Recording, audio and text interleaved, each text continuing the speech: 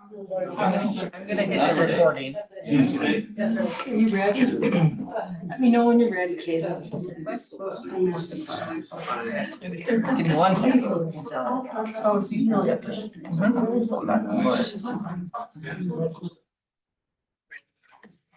Wow, good job, Kayla. I would like to welcome everyone to the February 3rd, 2026 regular meeting of the Albany County Commissioners.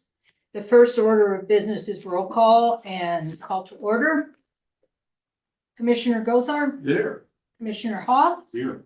Commissioner Jones, present. Please stand and join me for the Pledge of Allegiance. I pledge allegiance to the flag of the United States of America and to the republic for which it stands, one nation, under God, indivisible, with liberty and justice for all.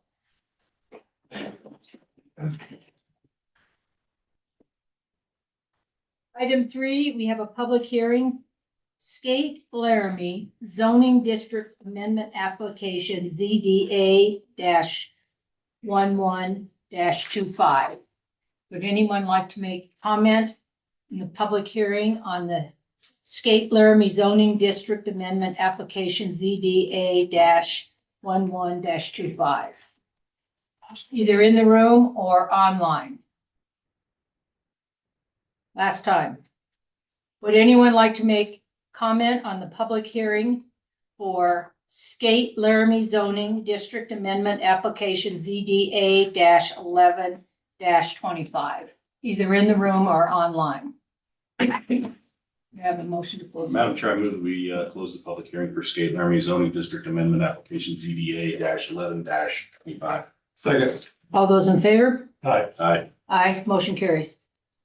Item 4, are there any comments from the public, either in the room or online? Come on up, Darren. Madam Commissioners, Darren White, from Farm Horse Ranch. I wanted to talk a little bit about the contract that's coming before you on Core Health for continued services in the jail. I've got serious concerns as a taxpayer with fiscal responsibility regarding this contract. There were 4 bids that were submitted to December 16th. Commission meeting, the sheriff was asked why he selected Core Health. And he essentially said that 2 of the bids were economically not viable because they were so expensive. And then said that Core Health has been doing such a great job. But when you break it down and you look at this, and one of the other things that I had a hard time with is 3 of the 4 bids submitted with an average daily population in the detention center of 52, and 1 was 35. Where did that number 52 come from? Because the true number is actually about 43 when you average out the numbers throughout the last 2 years. So when you look at it per cost, the Core Health contract is $65 per inmate for the medical cost. 43% of that contract is for non-medical items. It's for administration and stuff like that, more than $250,000, which seems extremely high.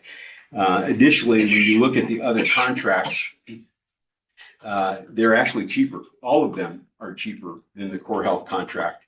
So the 22nd Century Technologies contract at $716,394 would be $37.74 per inmate at an average daily population of 52. If you brought that down to 35, which is what Core Health submitted at, it would be $482,128.50. MedHealth's contract at $984,621.15 was $51.87 per inmate with an average daily population of 52. If you use that same number of 35, that would bring that contract down to $662,715.90.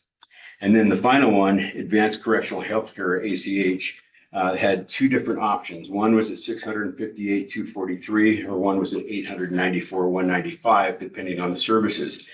Both options, 1 and 2, had 24-hour-a-day coverage in the jail with nursing staff, which isn't with Core Health. They're 16 hours a day, 7 days a week.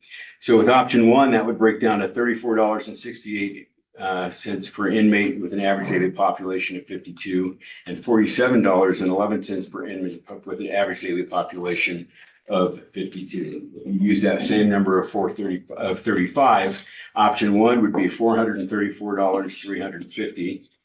Actually, $434,350, and option two would be $601,830.25. And again, that both options for ACH had better coverage in the jail. So Core Health's contract is an increase of 14.3% higher than what they were before. If they were doing such a great job, why didn't we continue this contract rather than go out to bid and not have a 14.3% increase in that contract?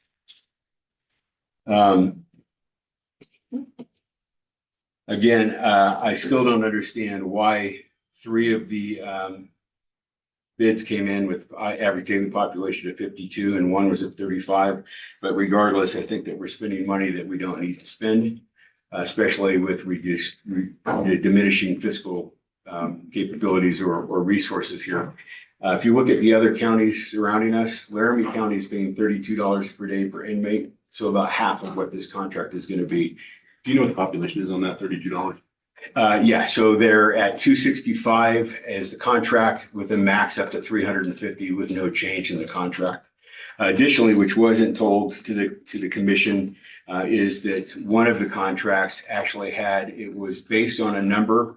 However, if the average daily population was less than what that number was, then they would refund the county for whatever the difference was. So I just urge you to please take a look, spend our money wisely, because we're the ones who are putting the bills. Thank you very much. Thank you, Darren. Would anyone else like to make comments to the public? Come on up. You don't have to run. It is hard for me to. Walk it, running's harder for you or easier? No, it's harder now. So just walk. No, thank you for listening. I have a doctor's appointment, so I'll be very brief. But they say a picture is worth 1,000 words, so I brought pictures of our two grandchildren that live out in Summit Hills. So, and I'm Our Lady of the Hen. So basically, I'm Sally Palmer. I've lived at 715 South 11th Street since 1986, but for 3 years we lived in the Buttes. So, and we also have a cabin up in Albany off of Highway 11. And so my heart is in both places, because I don't make distinctions because the land is one. So I only want to say three things. One is water flows downhill. So when you think about the regulations and the public hearing that's coming up in April, you have to remember that water just keeps flowing downhill. And so I took my class with the then water engineer for the state of Wyoming, Lisa Lindeman, and we looked at places where things had been done around, including a mine shaft, was used by the University of Wyoming for years to just put stuff down. So water lasted a long time. So that was one, just to be mindful of the long run for water, the long run. And I don't know if this group has connected the current water engineer for the state, Jennifer Russell, or not, but she's had to do troubleshooting in different areas, like Gillette, but she just lives at Cheyenne. So that was one, water flowed downhill. The second is because of our experience in the Buttes, people can make covenants, or companies can make covenants and then break them. So when we lived on Arrowhead Drive in the Buttes, we knew that there was already covenant, the south neighbor, Mountain Cement, not to blast without warning. So one day my aunt from Colorado came out to visit. She's 80 years old or so, and they blasted. So she fell off the step. So that's some of my experience. I don't want to just be negative, but sometimes it's like, wait a minute, you can make a covenant and then another corporation buys the industry and they don't have to keep the covenant.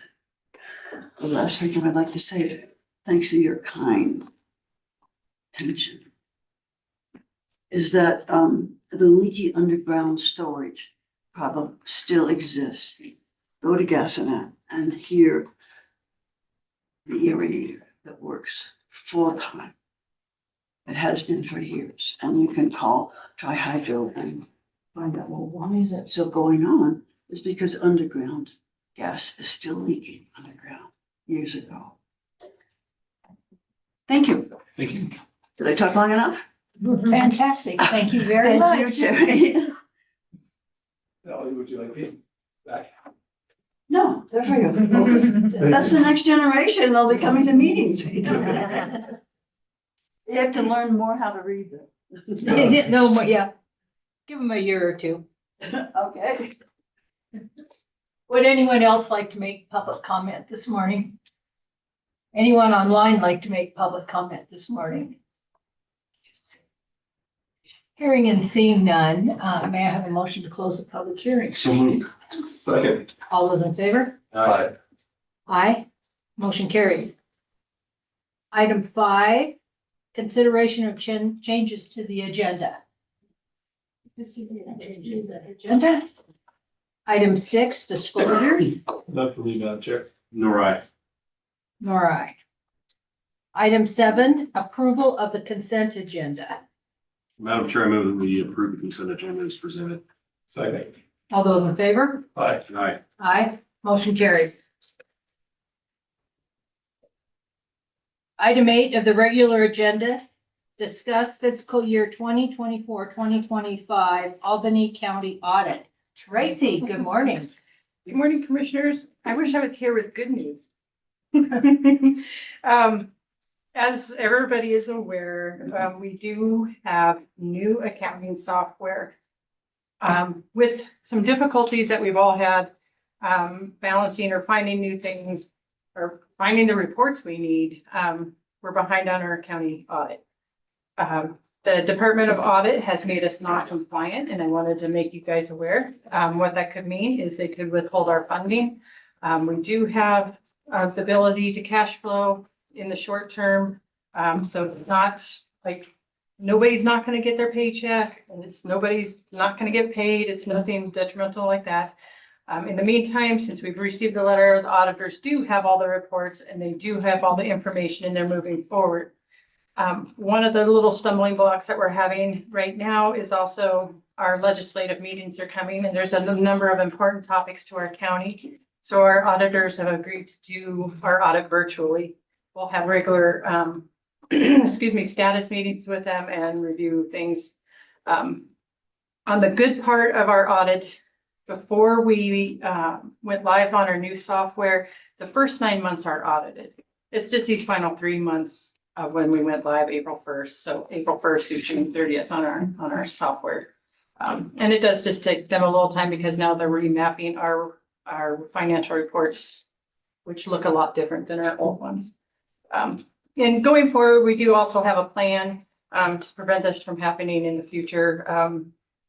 It was just honestly a perfect storm of bad timing of going live, I want to say, is one of the things. In hindsight, I would never do it in the middle of a fiscal year and ever again. I'll just add that if we change software while I'm still here, then that's way too soon still. But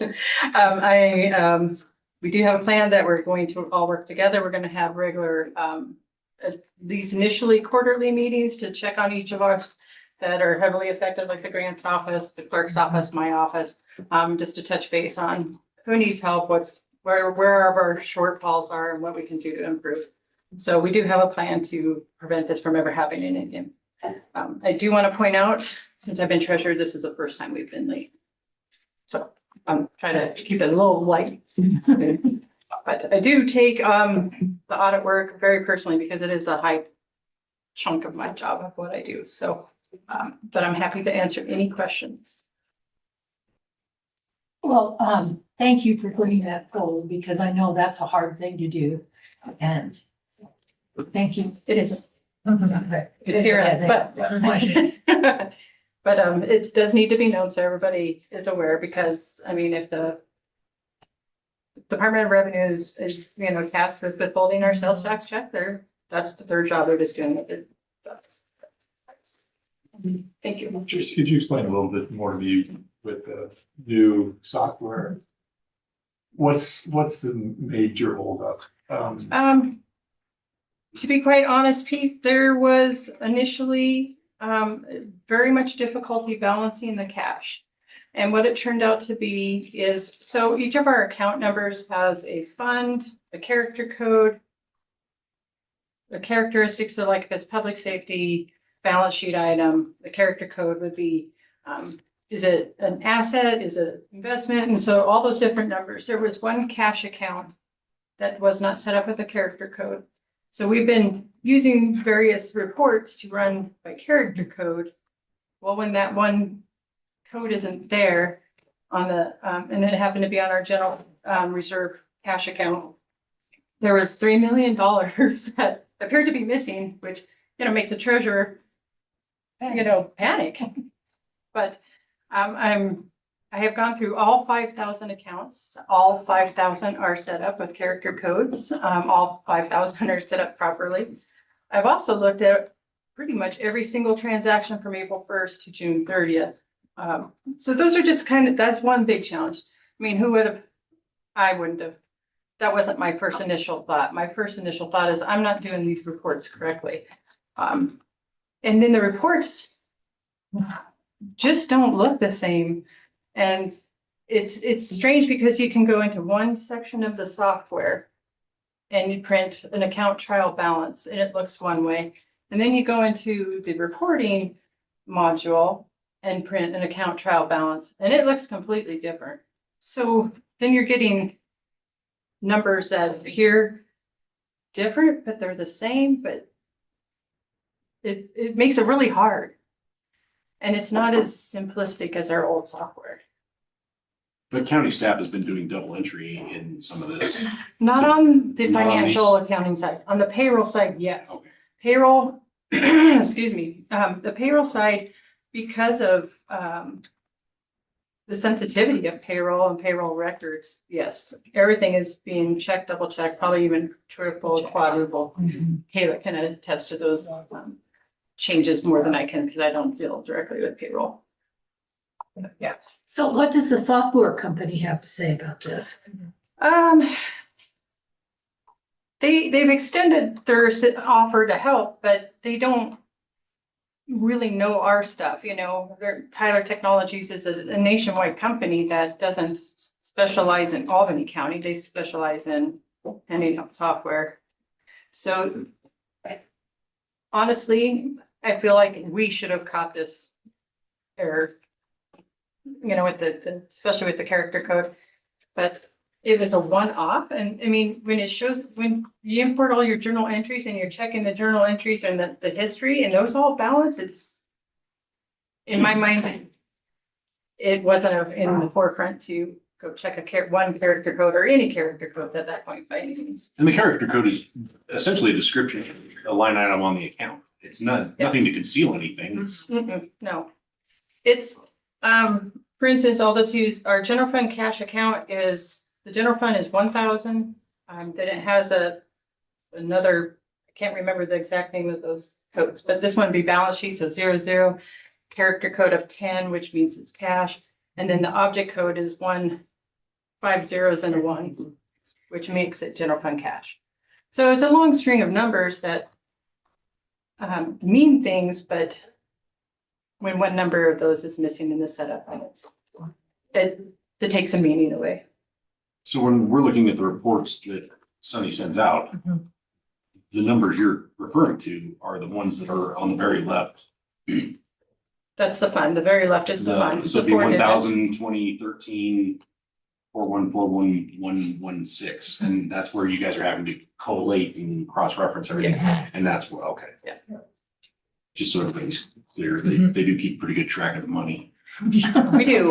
Tracy We does, do. yeah.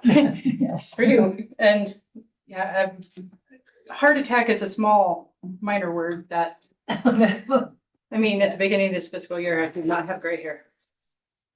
Just kidding. I didn't have it when I started this job either. Right? Yeah.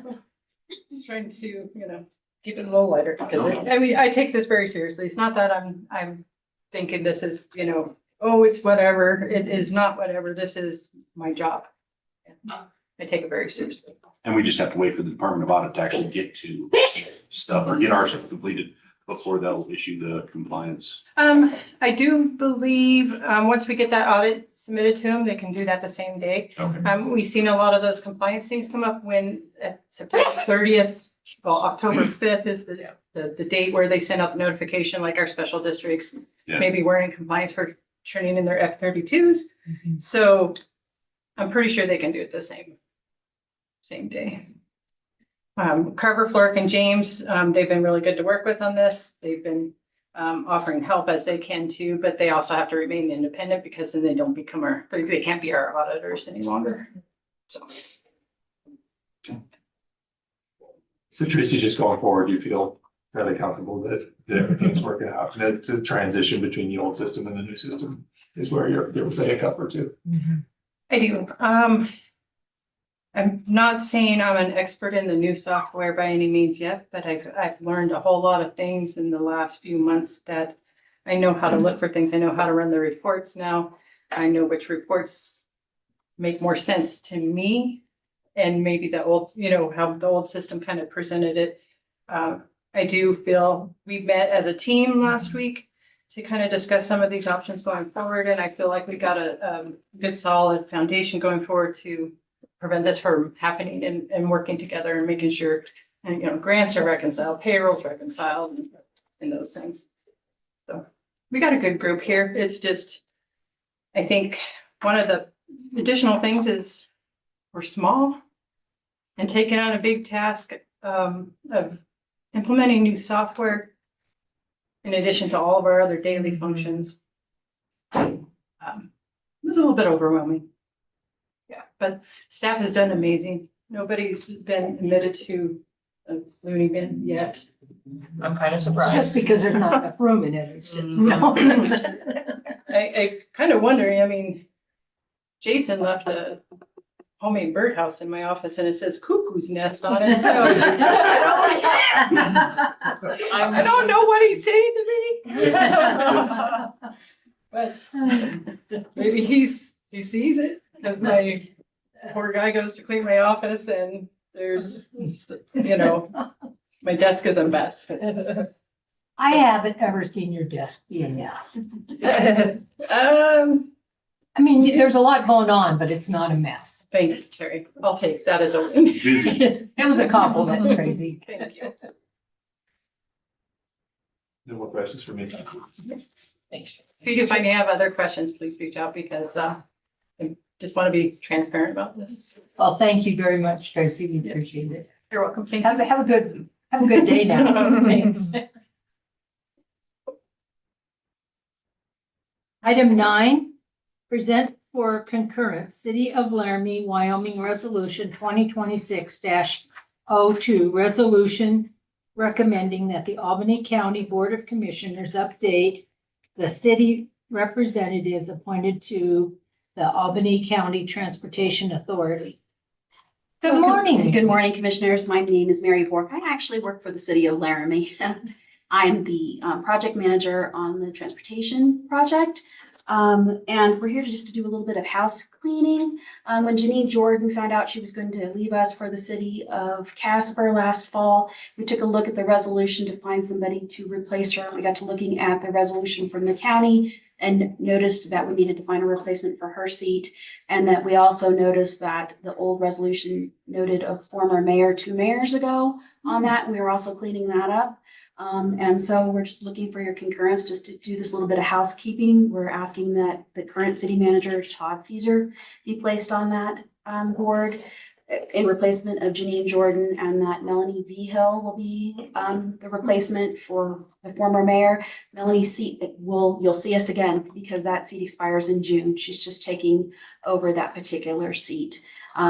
ACTA, we pretty much have the transportation plan done. It just needs to come back to ACTA. I'm hoping on February 17th. That's when I tentatively have the meeting set. And that's all we're asking for. I'm free for any questions if you have any. Now, are you changing the language so that it reflects that the city manager occupies that position, or Todd by name? That was my question. We sent it over to the county, the city clerk sent it over to the county to have that. That's the language that they settled on, because I thought it was strange to specify somebody versus just By leaving title. it by title.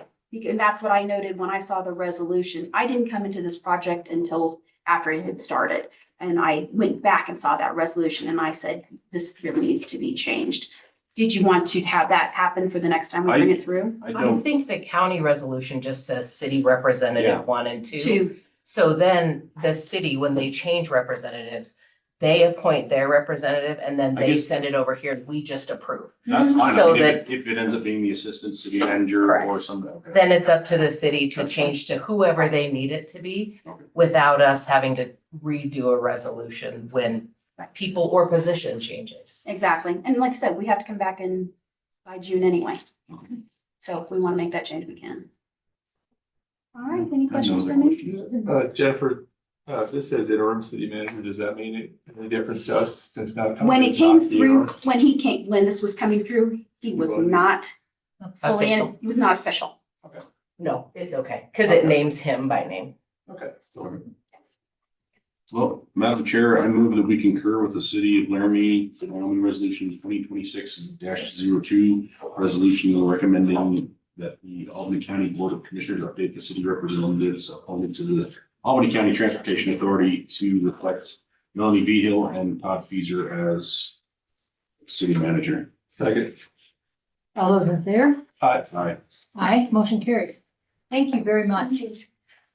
Item 10, present for consideration Albany County Recreation Board application for sponsorship for Pilot Hill Incorporated in the amount of $15,000 for operating expenses. Bailey? Good morning, Commissioners. So before Sarah gets up here and we start all the presentations, I just wanted to sneak in real quick. We had 12 applications this year for rec board funding, resulting in over $185,000. Rec board this year, of course, has taken a hit due to the property tax cut, and I believe we're looking at in the ball range of, $600,000 that'll be available rec board funding. As a reminder, after all the presentations, we do need a resolution where you guys will prioritize the projects. So that'll be the last of these presentations. Any questions before we get started? For the resolution, you just want 1 through 12. Yep. Sure. So whatever priority that you three see fit. You don't need it, the dollar amount, just, I'll And put the dollar amount in. So as you guys discuss it, I'll write it down. I'll read it back, make sure everything's there. And then I'll have Brady print it off upstairs and. Good. Yep. So, anything else? Thank you, Bailey. Yep. Good morning, Sarah. Morning, Commissioner Jones, Commissioner Gosar, and Commissioner Hop. Thank you for the nice introduction, Bailey. I'm honored to represent the Pilot Hill project this morning in these rec grant proposals. I did provide a few slides just to kind of help you get a sense of the operational needs that we have at the Pilot Hill Recreation Area. To jog your memory, this is a 11 square mile, 7,100 acre landscape that the county attained through leases primarily with the state. Portion of the land is also owned by the University of Wyoming, and a small 3/4 section is BLM land. So if you'll move to the next slide for me. Over the last year, we've been working hard to not only finish out the 50-mile trail system in the Pilot Hill area, but to make sure that we had a really quality trailhead area for our community to use over the years.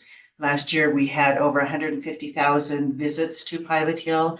And one of the biggest questions I had as executive director was, when will we have real bathrooms?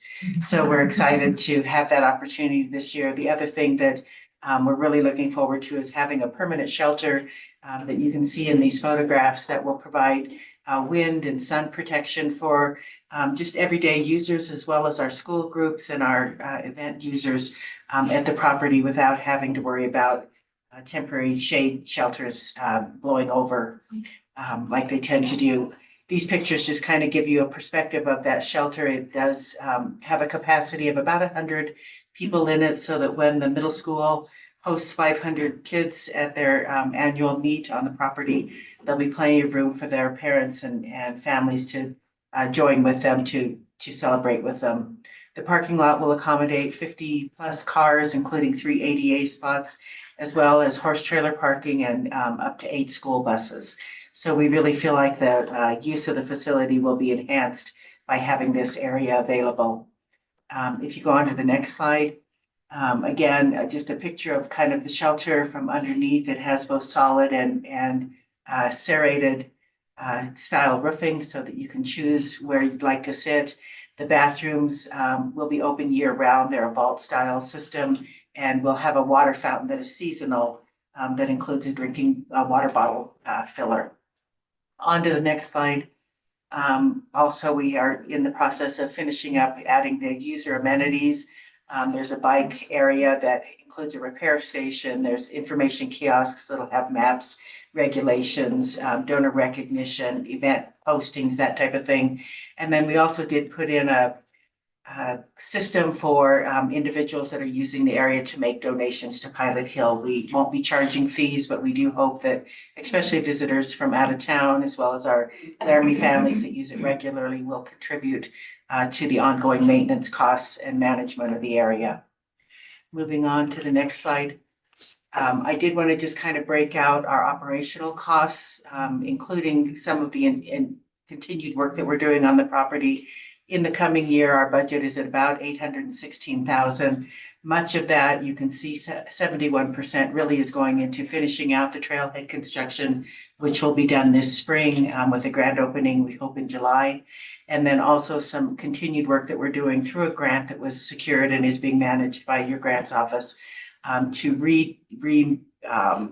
re-engage with all of the trail system within the schoolyard area that we inherited as part of this project. Those trails are all about 8 to 10 years old now, so really need some TLC to keep them safe and enjoyable for our user groups. The remainder of it is all administrative, fundraising, general trails and repair. That includes everything from repairing fences when they need mended, doing a lot of reclamation work on the property from old uses. So that's fine. So that's the portion of this budget that I'm really asking for your support. As you know, the two largest expenses that we have within our operations are our leases, which are $41,000 a year. That's for the state land only. The university does not charge us a lease fee. And then we also have a pretty significant $35,000 to $40,000 annual cost for liability insurance because we're not a government entity. The rest of it really goes also toward administration and fundraising. And I just want to note that the administration is higher this year in this graph, primarily because of administration of the two ward grants, the Wyoming Outdoor Rec grants that are helping us pay for the trailhead and that project, and also the schoolyard reclamation piece of this. So on to the next slide. The ask for you today is $15,000, which will go directly toward our annual lease obligation. That helps us pay for the 5,346.5 acres that are state lands. Pilot Hill is matching that with $26,418 to meet the total lease obligation. That does support us in making sure that we can continue to provide this facility, both the trailhead and the trail system itself, to our community for free, especially for all of the school groups and youth clubs that rely on Pilot Hill for their outdoor recreation. Are there any questions that I might answer for you? I have one about the kiosk. I meant to ask it the other day. Have you guys tried that before? Was there something with QR codes? Oh, we've always had QR codes and signage at those trailhead So kiosks. they've always had the option to donate, but Yeah. this is the first time doing. This is the first physical. time, and to be honest with you, we kind of stole the idea from Steamboat. When you go to their parking lots for their trail system, you pull in and you see that and you think, oh, I'm supposed to pay for parking because it looks like a parking machine. We're hoping that people will look at that and they'll think, yeah, I really did have a great day. I'm going to stop and make a single donation. The way it's set up, it does say on it, this is a donation. We suggest $7 per person per day. or per car per day, and that's based on the economic analysis that we had done by the University of Wyoming. It also has an option to buy an annual family pass or an annual couple pass within that. And when they do that, they just send us the receipt and we send them a sticker to put in their window of their car. So we'll see. I'm hoping it's gonna raise big bucks. Well, it'd be great if it did, but, Well, but what else even are you gonna the- do for $7 that has so many values, health values, entertainment values for $7? Thank you. Yeah, I will confess, we know that through our partnership with state parks, the entrance fees to any of the state parks in Wyoming do not cover the costs of operating the park area. Thank you again for your time.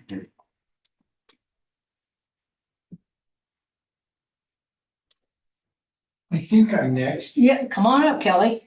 Kelly Steiner, President, Medicine Bow Nordic Association. Good morning. We're asking for $11,000 this year for insurance premiums, equipment repair, trail maintenance and fuel. And just to remind you, we typically have about 25,000 skier round trips per year. And we work closely with BikeNet. BikeNet grooms the multi-use trails under our permit. Think fat biking, hiking, running, skiing. As I'm sure you know, it's been a rough year. The snowpack up there is currently at 4% of average. Mhm. Yeah, the latest date we've ever groomed was January 28th, 1995. So we haven't groomed yet this year. We've rolled, which is just packing it down a couple times. But eventually it'll snow. If you groomed, there would be nothing there.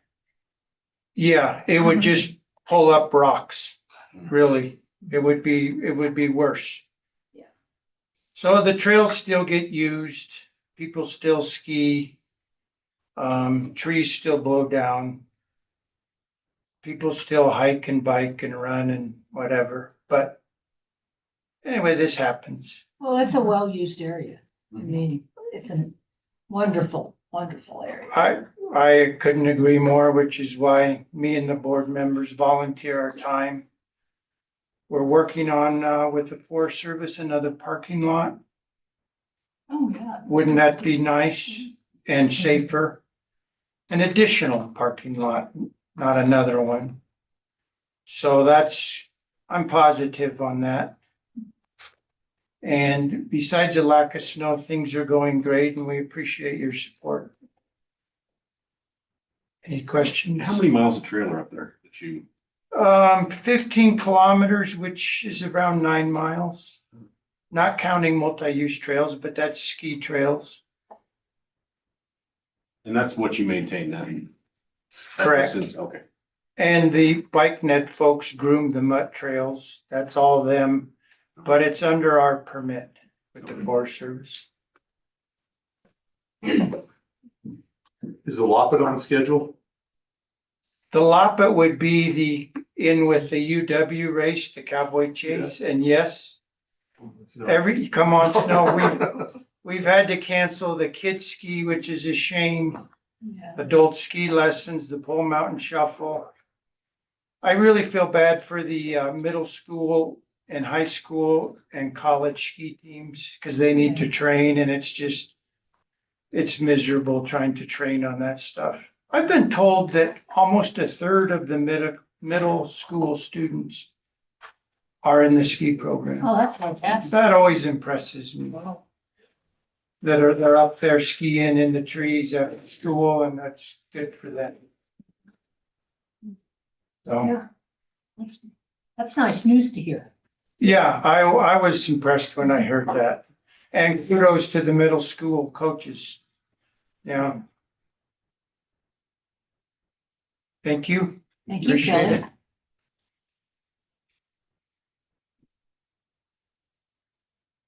Laramie Trek Club. Come on up.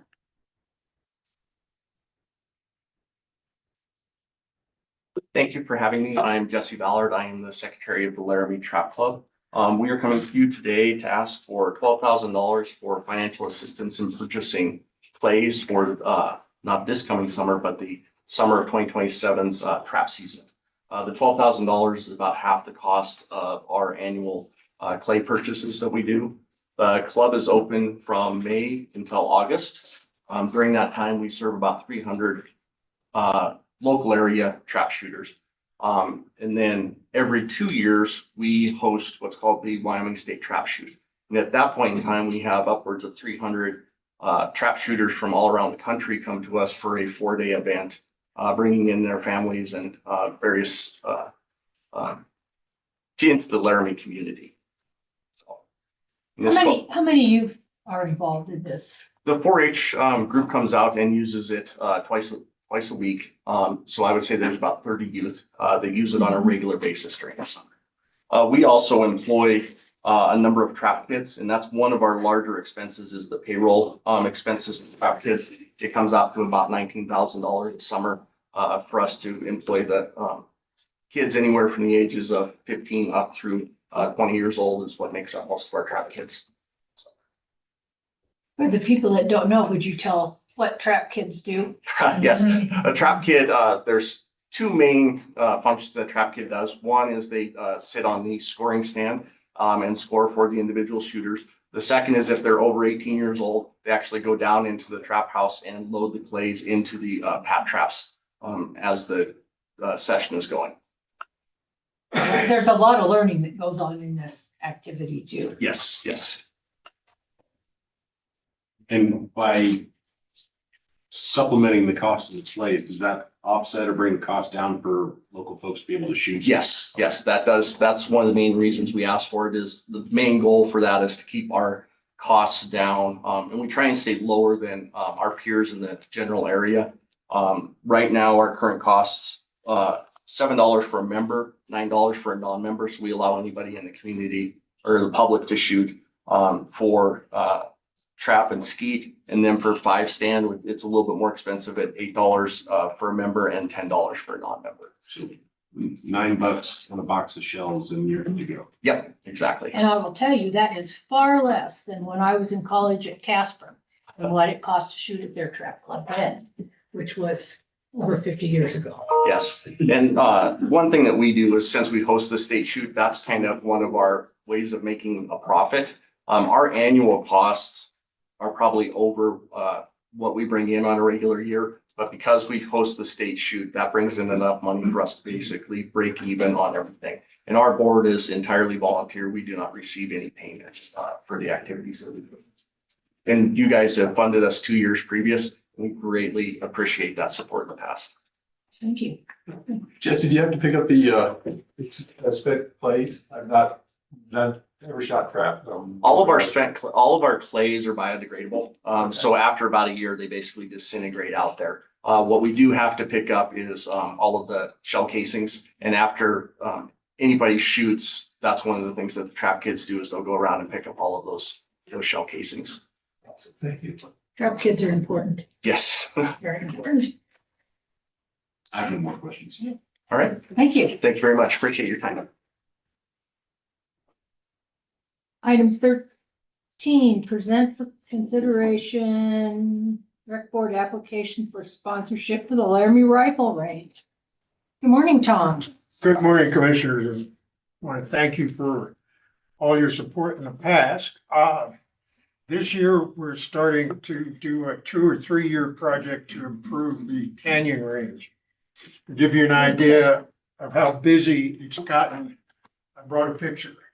That's the parking lot at the canyon range during one of our monthly shoots.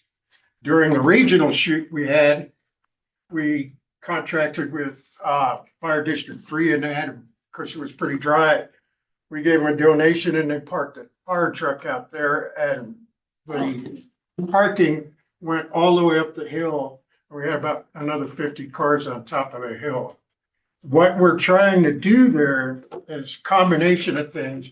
One of the things is, this is a view looking from the south side of the canyon I mean, from the north side of the canyon to the south side of the canyon. And you can see how busy that gets.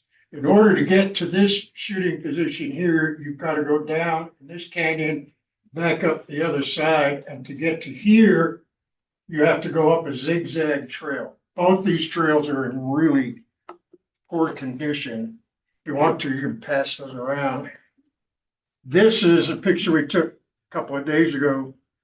This is how you get to the north side of the canyon. You start from up here in the parking lot, you go down, that's me in the bottom.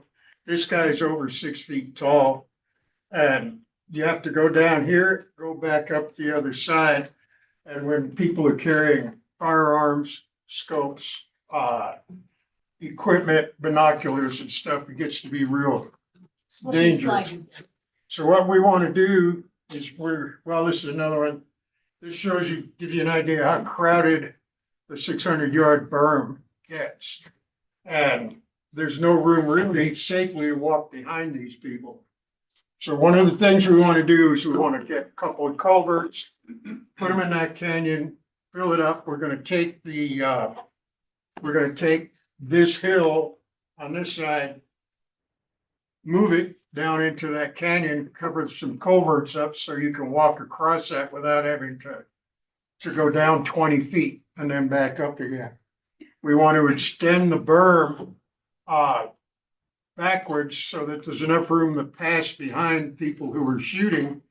And the goal is to, not this year, but next year and over the next 3 years, is to turn that into a handicap accessible shooting platform. Yes, yes. So we're going to, this year we requested money for a handicap toilet.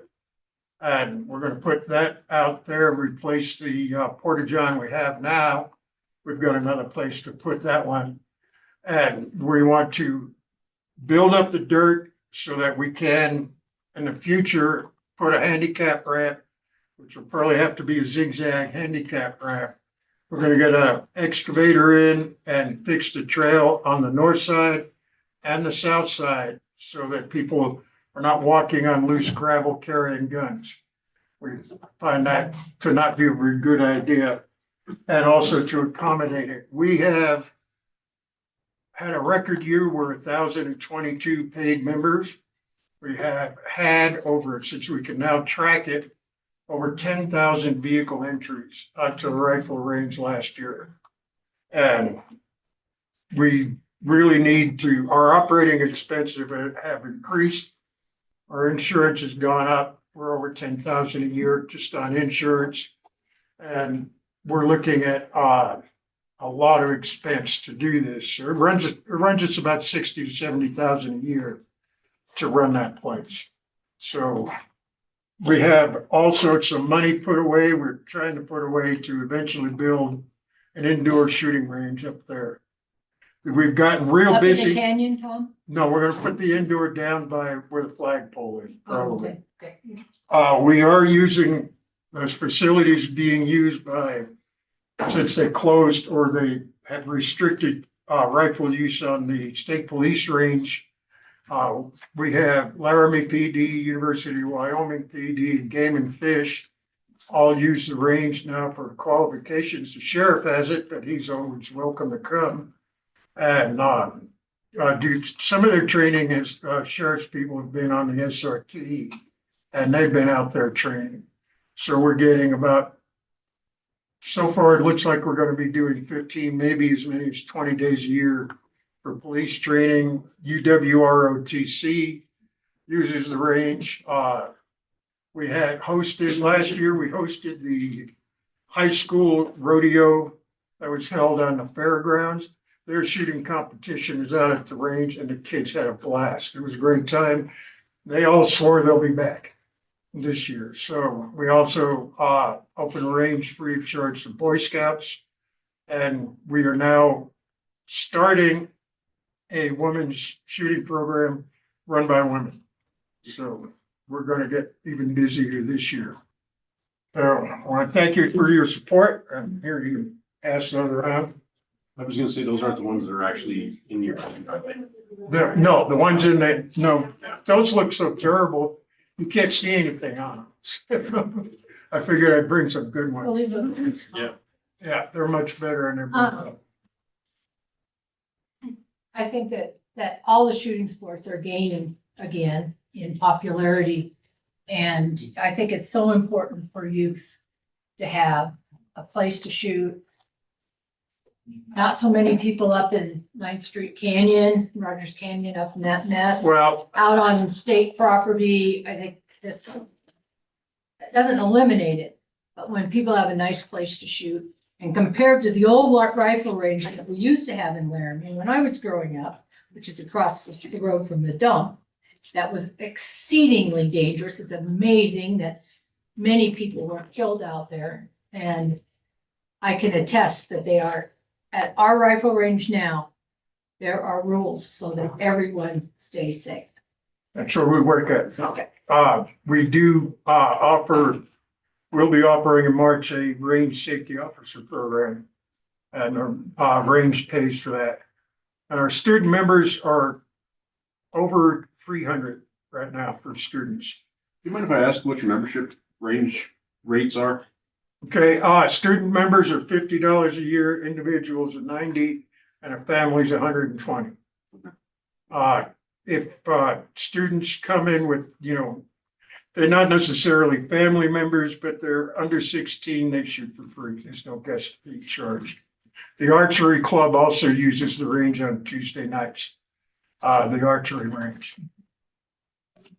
There's a lot to offer and different types of shooting up there. It's amazing how nice that range actually is. Well, we've made 100-yard multi-purpose, the 22 and the pistol range are all handicap accessible now.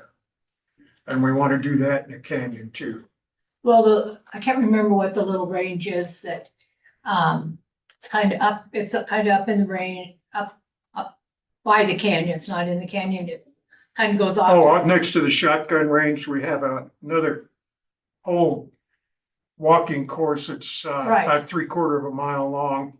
And we've had it's all 22, and we've had a lot of youth groups up in there. Which I think I think that's so good for kids to go up there with adults and walk through the brush and shoot at the targets. I think it's Now, if fantastic. you don't shoot, you can go up and watch the deer and the Well, that's antelope true, yeah. and the bald eagle. Mhm. Just watch out for the mountain lion. He's getting fat. And you're not saying why. Tom, your board of directors, volunteers. We all volunteer. We get a stipend because, we spend a lot of money on fuel going back and forth out there. We get, $4,000 a year for the board of directors. Each or total? Yeah, each. And included in this is one fee we couldn't get a firm quote on was the engineering fee for the handicap access ramp. Because Coffee is in a transition from selling his business, so we couldn't get a firm fee, but we hope to firm that up. If not this year, then next year. Anything else? Well, thank you very much. Thank you.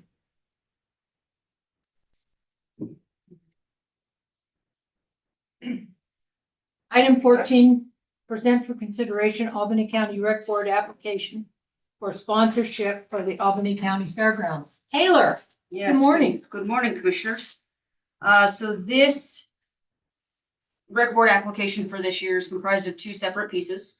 One of them is the walkthrough commercial parade, the metal doors that we have on the beef barn now.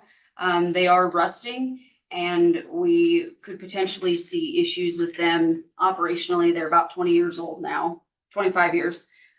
So replacing those walk-through doors, we are actively working on the garage doors as well, but we have a much simpler and easier solution for that, and it actually is working out quite well for us. So that is $8,000 worth of the application itself. The other piece to this is a 2-year supply, and I've asked for this before, and we've used the grant for it, is a 2-year supply of grooming rods for our ABI attachment that we use to groom both of the arenas, outdoor and the indoor at the range arena. Those are the consumable parts. on the drag, and with the high school rodeo and Jubilee Days, we go through one set for just those two events. Last year we did start our team roping practice. That was every Tuesday that we didn't get rained out. We of course used the drag for that. That was a considerable use on those grooming rods itself on the ABI attachment. But those are the two separate pieces for our application for this year. Taylor, any cost for team roping participation, or is it free? No, it's not free. It costs each person, last year was $450. We covered the cost of hay and the cost of cattle for that. And the cattle market right now is ridiculously expensive, ridiculous. And so this year we expect those costs to increase, which we will pass those costs along to the team ropers. All of those guys are aware that cattle are expensive right now, and they are the ones that we had last year more than willing to pay that. We also offered we had several college students join us before they left for home, and then when they came back to school, because we roped May through September, they paid for each individual time that they came, and that was $40 a night. Thank you. Taylor, thank you. Thank you. And if you guys have any questions, let me know. I am off to my next meeting. I'm okay as long as you don't use the last door supplier. Just did the activity. Oh, no, this is the beef barn. I realize that as long But as you no, we don't won't use use the same them door either. supplier. Not if I keep finding screws and bolts on the I'm floor. not arguing with you. Item 15, present for consideration Albany County Rec Board application for sponsorship for a common outdoor ground. Hello, thanks so much for having us today. Thanks for your time. So COG is the Laramie-based nonprofit that provides community support for sustainability of public lands in Southeast Wyoming. So last year during our active season, we held approximately 30 volunteer events, worked with almost 400 volunteers, and donated over 2,000 hours of labor to our public lands. I always think this is an interesting fact that labor donation is worth $64,355 at this point, probably outdated labor rates. So that's the minimum of the value that we're donating to our public land partners. So we were excited to begin new partnerships this last year with other local nonprofits like the Laramie Plains Civic Center on their courtyard project. And we're looking for ways as we plan this next season to deepen those partnerships and also begin new ones, such as a new partnership with Trout Unlimited out at Lake Owen to provide meaningful opportunities for public land stewardship. Our request includes funding for tools that we've needed for some of those new kinds of projects that we've taken on recently. Our board members are very generous and donate their personal tools, but that's probably not a sustainable plan forever because, you know, maybe they want to not be on the board someday. So we are hoping to add some of those to our tool library. And I do want to say we're lucky to maintain a tool library that has been funded by the rec board over the years. We take good care of our tools. We still have all of the tools that you have paid for in past years. And we are using them and they're very useful. So yeah, we just wanted to say thank you for that. We're also including requests for some of our reoccurring software and organizational expenses. We really appreciate the support of the rec board over the years to cover those expenses because they're sort of difficult to write grants for elsewhere. They're not very exciting expenses. But yeah, that's what I've got for COG. Anybody have any questions? The small percentage of that you're asking for of the total project. Yes. 91,000, and you're asking for just under 7,000. Yes, yeah. We have really been focused in the past few years on diversifying our funding sources, especially as our federal land management partners. It's rather unpredictable whether or not they have money for us in any given year, but we don't want our support of them to be unpredictable. We will show up every year and help whether there's money or not for that partnership. Yeah. I'm constantly learning about what COG does. So, yeah. Glad to hear it. Yep. We're planning our events ever more in advance. So check the website around a month from now, and you should see most of our events for the season up there. Love to host you guys. Thank you. Yeah, thank you. Item 16, present for consideration Albany County Rec Board application for sponsorship of South Gym Floor. Good morning. All right, I'm Jessica Brower. I'm here with the Laramie Plains Civic Center. We're home to just under 100 tenants, including 17 nonprofits, 58 artists, and supporting an estimated 150 plus local jobs. But today I'm here to talk to you about probably our most used facility, which is the South Gym. I'm requesting 3/4 of the funding for this project with the intent to use those funds to leverage additional grant dollars and, more importantly, public donations. The South Gym in particular serves many young families, especially with free access. And so I'm hoping to use this as an opportunity to engage in a new pocket of donors. If you've ever been in the South Gym, you've probably noticed its unique floor. It's my understanding that it's there's 2 gyms in town that have a floor like that. It's very beautiful. It's the end grain wood. It's original to the building, but it's a little more finicky than maybe a modern gym floor. So it's time for it to be sanded down and the lines to be repainted and sealed. This is just something that has to happen with wear and tear. It's happened in the past and it will happen again due to flooding a couple of summers ago and just ongoing use. It's time. How did it get flooded a couple years ago? There was it was from the roof. So there was tree branches and gutters and roof kind of made like a tunnel for water to come through, and it came through the ceiling. So there was a period of time where there was a hump. It bowed up about 3 feet. Yeah. That's what I was worried about. Yeah. Because those floors are so awesome. They are. And that was really unique to find somebody who felt competent to fix it, but it has been fixed. If you go in there now, you can still see where it was because it's not, the color match isn't exact. With this refinishing, hopefully it will be less noticeable. But it's not, at that time, it was 1,000,000% a safety risk. It is not a safety risk now. I think that's fantastic that you guys have been able to preserve that floor. Yeah, I would hate to see it go. I think folks who use the space for things other than recreation really appreciate kind of the warmth and beauty of it. It hosts events like weddings and birthday parties. We have our open play, which it leaves the gym open Sunday through Thursday. This is mostly used by young families, so kids who aren't quite in school yet, or also families who may be homeschooling and need a space to bring their kids to have space, especially in the cold months. And then events that you're probably familiar with, like Breakfast of Santa.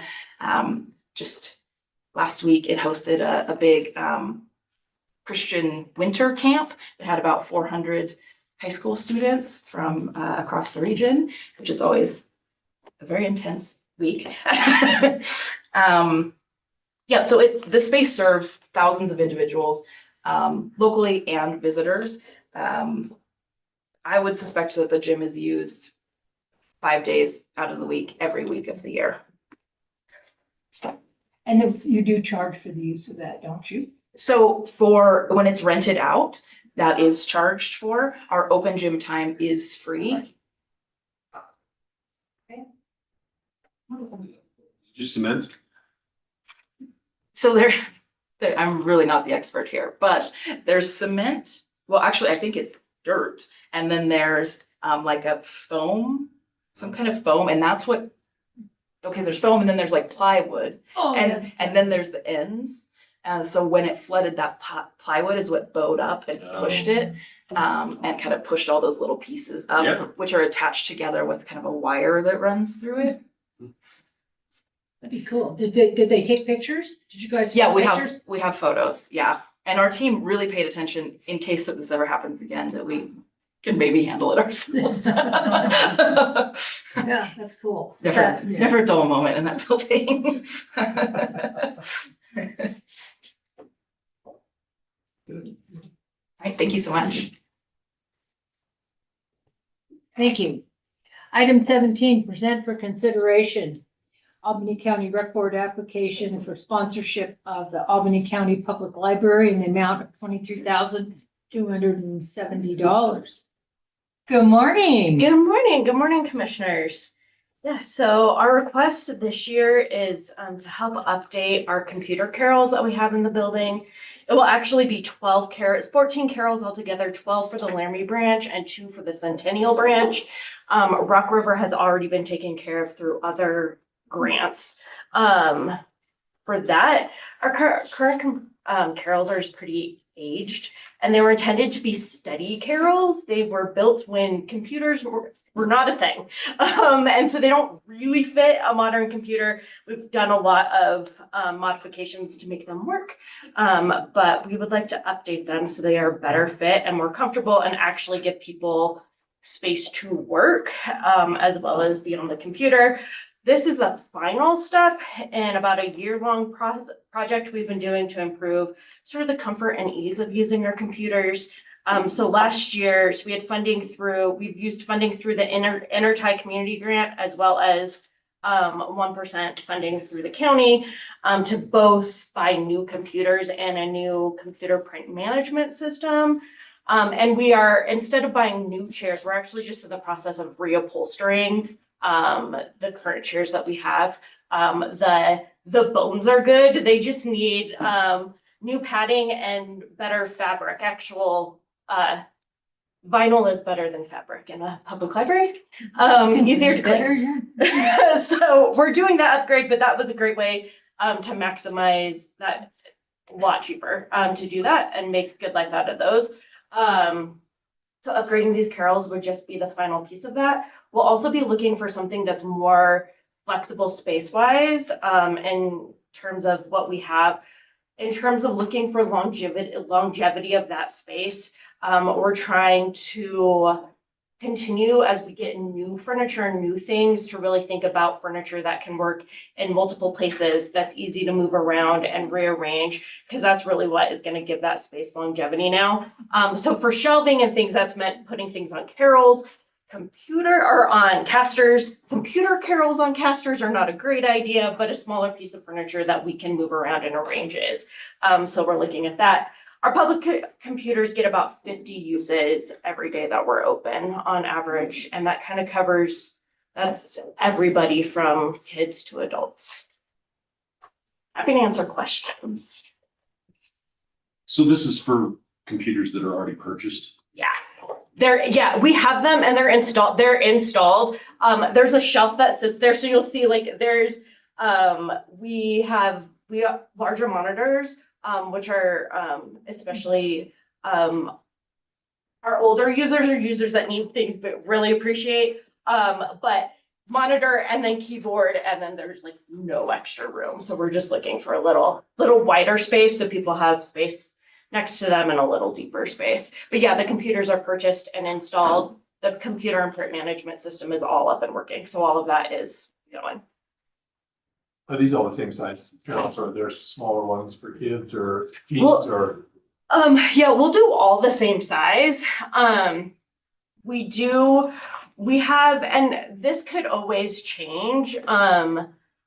At some point we removed we had smaller computers in the kids area, and we removed those for some practical reasons and rearranging, and actually found that parents really, really loved that we had taken the computers away from that area, because then that was one place they didn't have to fight with their kid over a screen. That when they're in the kids section of the library, they're doing a scavenger hunt, they're reading books, they're playing games, they're not doing that tussle. We do have probably middle schoolers, older elementary schoolers that will come and use the main computers with their parents. So we will probably keep them built in. And then we also have laptops, which we don't need computer carols for, that we check out at the desk. That's what a lot of our teens come get, is when we have kids from Cathedral Home or other teens, they'll actually come check a laptop out from us so they can go over to the teen section or some of the couches to just sit down and use it. Thanks, Michelle. Yeah. Great, thank you. Item 18, present for consideration Albany County Rec Board application for sponsorship for the Laramie Swim Club. Hello there.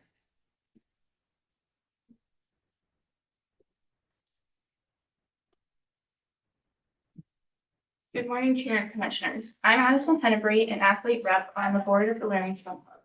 For over 57 years, we've provided affordable, year-round competitive swim training and water safety to our local youth, many of whom would not otherwise have access to swim programs. In Laramie, access to consistent swim instruction is limited. And as we are all aware, swimming is a life skill that all children should be taught. Our program fulfills a critical community gap, especially for families who need financial support. We currently serve over 130 youth monthly, ages 4 to 18, and provide 70 scholarships last year to swimmers who would not have been able to participate without financial consideration.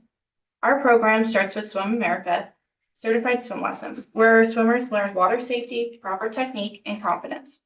Once swimmers can demonstrate their ability to perform strokes correctly, they move to our competitive swim club, where swimmers not only focus on stroke improvement, health and wellness, but participate in many meets, preparing themselves for the Laramie Middle School and Laramie High School swim team. Last year, 51 of our club members participated on ACSU1 swim teams, representing Laramie and Albany County at regional, state, and national events. We are requesting $25,109.10 to replace and repurchase new in-water and dry land equipment to support athlete training, as well as replace meet equipment that will allow for the Laramie Swim Club to continue to be a desired hosting destination for meets. The Laramie Swim Club is an important nonprofit organization that would greatly benefit from this grant, given our commitment to providing year-round swimming training and water safety education to the youth of Albany County. In an effort to keep our program accessible to all, we operate as a net zero program. Our swim club relies heavily on the support of our community to fulfill financial gaps. Without community support, the club would need to reconsider additional swimmer costs, lowering our availability to all financial backgrounds. With the purchase of new training and meet equipment, it allows for our club to remain a desirable program in our community and a top-tier location for hosting regional meets. Thank you. If there's any questions. Well done, Addison. Thank you for that. At your age, I would have just frozen. I have to tell you. So thank you for that. Do you host your meets at the high school or do you host them at the rec center? Yes, they're at the high school. And this equipment would also be housed at the high school? Yes. Okay. And they don't have, I'm assuming the school district has their own equipment that they keep separate or? It kind of is all one combined thing. Yeah, some of the equipment is combined. Sorry, I'm Ashley Anderson. I'm on the board as well. So but some of the equipment is combined and the district does cover some of the equipment. Obviously the district, based on the high school swimming, they're going to cover different fin sizes or different sized equipment. Versus our program offers to, I believe the youngest is 7 in club, needing that, the competitive dry land equipment is a little bit different for the needs of all the kids. So there's kind There's of a lot of crossover. difference between 7 and 17. Right. And that is one of the things with, fin sizes. It's really nice rather than us requiring families to purchase their own fins, which a number of clubs do. We offer them that way when there's a growth spurt or changes in sizes, you're not responsible to buy new fins we can just size you up. So there's some consideration to things like that. Thank you. Is the dry land training done at the high school as well, or is that done in the rec center? All practices for the club are done at the high school. Lessons are held at the rec center through the school year, but over the summer they're held at the high school. Thank you. Good, thank you. Thank you. Great job. Item 19, present for consideration Albany County Rec Board application for sponsorship for the Laramie Amateur Hockey Club. Good morning, Commissioners. Thanks for having me. I'm Kim Messersmith. I'm the treasurer of the Laramie Amateur Hockey Club.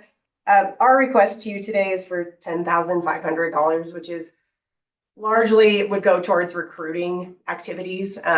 $6,500 is for the Hockey 101 program and the girls program, which are both, the 101 program is the pipeline into continuing to play hockey, and we try to make that as free as it's actually free is what it is. We do collect $50 from the families for equipment, so that they don't have to make that purchase until they know if their kids are interested or not in continuing to play hockey. And then once they return that gear to us, we give them that $50 back for the season. We also would like to focus on advertising. Our recruitment in the past has largely been like word of mouth. We've done flyers at the school districts. We're at the school district, and we participate in the parades and hand out flyers, and we do Freedom Has a Birthday occasionally. And we'll set up like shooting so kids can shoot on the nets at Washington Park and stuff to try to get kids interested. And we want to expand what we're doing there and try to do more paid advertising type stuff. And then we have a $2,000 request for support for hosting tournaments. In 2023, we hosted the high school state tournament here. Last spring, we hosted the 14U state tournament here. This spring, we're hosting the 12U state tournament here. And then we do other tournaments like for the 8U program, which those kids only play in tournaments. They don't play around the state like the rest of the group does. And those cost generally between $10,000 and $15,000 to pull off between ice time and ref fees and all the things you have to have at the ice rink to have families involved while they're here for the weekend. But I think that it brings in a lot of support to the community. There's folks coming this year. My kid's on the 14U team, so it's what I know. There's 9 other cities that are in the 14U program. So if we were hosting 14U, there could be that many other family groups coming. In most of the tournaments, are people spending the night? Yep. Yeah, so the state tournaments generally start on Friday. If it's a really large group, sometimes they start on Thursday to get it all in, and then they're done on Sundays. So they'll be here for 2 to 3 nights. Do you guys coordinate with Laramie Tourism to keep track of? We do. We work well. I don't know what they keep track of. I know they come and they have a table at the tournaments. They give us some support for the tournaments as well. I'm not sure what they're They keep tracking. track of room nights, Yeah. so they know kind of what the increase is over the weekend of how many more rooms were booked out, and they can attribute that to your program. Okay. Which is great information for us. Yeah. Because that, And they have money. and they do use it too. Yeah. And if you're putting heads in beds, you need to talk to tourism. They do. They give us, every tournament so far, they've given us, I think, $1,500 to help with the cost of the tournament. And I think they'll help with marketing too. Yeah. So they should help. Yeah, they should make a difference on They're advertising. Yeah, they're like the first people we come to when we're hosting a tournament, but. How young is the youngest one? I see you have a few here under 5. Yeah, I think 4 is the age they have to be safely on the ice for that program. And then 6U is technically like the 6U and the 8U programs are combined. But 6U is when they start. That's like our youngest group there. So like 4 and 5 there. Thank you. You bet. Oh, no, I see them practice, so. Yeah. It's a busy rink all week. I have figure skaters in the family. Oh, do you? Oh, yeah. Yeah. No, I've seen what they cost. I'm not going anywhere. Yeah, see, so we got to snare them in with it for free, and then it's Oh, like. yeah, yeah, it's a hand me down the first 2 years. Yeah, I have all the goalie equipment in my house. Oh, boy. And we've been focusing, just as a side note, we've been focusing on trying to grow the goalie program because we had one 14U goalie this year until one came over from Cheyenne to play with our team. And then next year we will have one high school goalie, which it's 4 age groups on the high school team, and there is a single goalie. So we bring in a goalie camp, and it's free for people in Laramie, and we invite other folks, but it's not free for them. So that's the thing we're working on. Okay. I guess I have a question. Did you put a request in through the city as well? I only did the one request. Okay. Yeah, so this is it. I was just gonna say they might be able to, I'm assuming you already operate on a discounted ice. We have an agreement with them. Yeah, it's like a 2-year agreement. I think it comes up this summer. I'm just curious, because one of the applications we got through the 1% last year, the county could have easily provided fuel for that applicant instead of a dollar amount. And I didn't know if that might be something we could approach the city about. Commissioner Hoff, I can speak on that. This is actually something we've been discussing with the rec board the past couple years because we are seeing, especially a lot of the city applicants are seeing that a lot are requesting funding for rental space, whether it's their field or their ice or, and it is a huge problem. But the city does come back and say, well, we also need this money to then use it as our operating cost. So it's not something we have solved yet. We're still working on it. And Well, it's something we're realize- gonna work on yeah. forever. But at this point, that's not something they're okay doing. Put it that way. Yeah. Okay. But we are continuing to work on it. We'll Because it discuss does- it with the appropriate parties. Yeah, because it comes up a lot, and it's just, money that, comes from here that just goes then straight there. It's hard, because there are a lot of revenues, but, we have the fairgrounds and the library, and, we have to pay for those things as well, just like the city I has to pay. understand they have to refrigerate. they have So, to do I don't know, yeah. we're still working on it, but the rec board does have some issues with it, so we're working on things. Well, and in building that rink, there was a lot that was put in by contractors that they paid for. The roof, the rink and stuff. Yeah, Yep, yeah. Yep. So I There's a lot of sometimes have a donation hard money time in with that somebody saying, well, because there's a lot given. And they wanted that for youth and the use of youth. So. Yeah. Excellent. Okay. Thank you. Yep. Item 20. Right. Present for consideration Albany County Rec Board application for sponsorship for Albany County Sheriff's Search and Rescue in the amount of $16,000 for a trailer equipment. Yes. Well, hi, everyone. This is Matt Burkhart. I'm Kyle Ridenauer. We are with Albany County Sheriff Search and Rescue. Where are you hiding back there, Matt? Support. Oh, okay. I use the co-author for the grant. Yeah. So about us, even though we have the name Sheriff Search and Rescue, we are actually a independent nonprofit that's all volunteer and self-funded. We work in support of the sheriff and their search and rescue capacity. Currently, we average around 15 call outs a year, and part of why we're putting in this grant is to help expand our winter and medical capabilities. About half of our call outs on a normal year when we have a healthy amount of snowpack is very snowmobile related. So part of what we're trying to raise right now is the money to purchase a trailer for our snowmobile. We just currently we have 2 snowmobiles and a snowbulance that we just recently purchased. But we do not have a way to drive both snowmobiles at the same time and the snowbulance and leave it hooked up. The current trailer we have is very insufficient for our needs and very difficult to deal with. Most of our equipment has to be towed by volunteers with their own personal vehicle. So currently we only have about 3 to 4 people that are capable of doing that. So if we could raise the funds for a trailer, we'd be able to bring out multiple snowmobile machines. Our snowbulance volunteers wouldn't have to rely on their own personal equipment and snow machine. And then it would give us the capability to have a command trailer with those machines. Because our command trailer has to be hauled separately. If we don't have all those volunteers present with vehicles, we're unable to tow all of our gear. Other things we're trying to do is trying to create and have a ice rescue capability. Currently, we are unable to adequately respond to any collapsed ice incidents. If somebody falls on the ice, we don't have sufficient equipment for that. And we have in the past also had to turn down requests for mutual aid from us to go help other counties out in swiftwater incidents. So we're trying to raise the funds to start having and training our own ice and swiftwater team. We're also trying to increase our medical capabilities and bring them up to current standards, specifically with immobilization.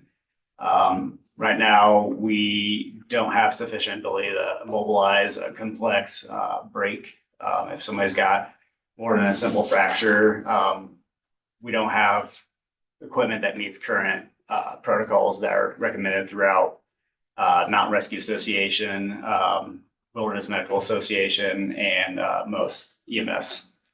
So they suffer till they get to where, We try not to let them suffer. right?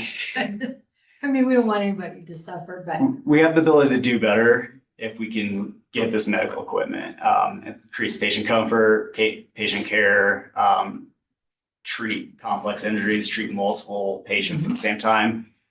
For instance, in 2019, we purchased, through y'all's grant, that we got in 2019, we overhauled our high angle and team, which has actually worked out very well. It's been used multiple times to great success.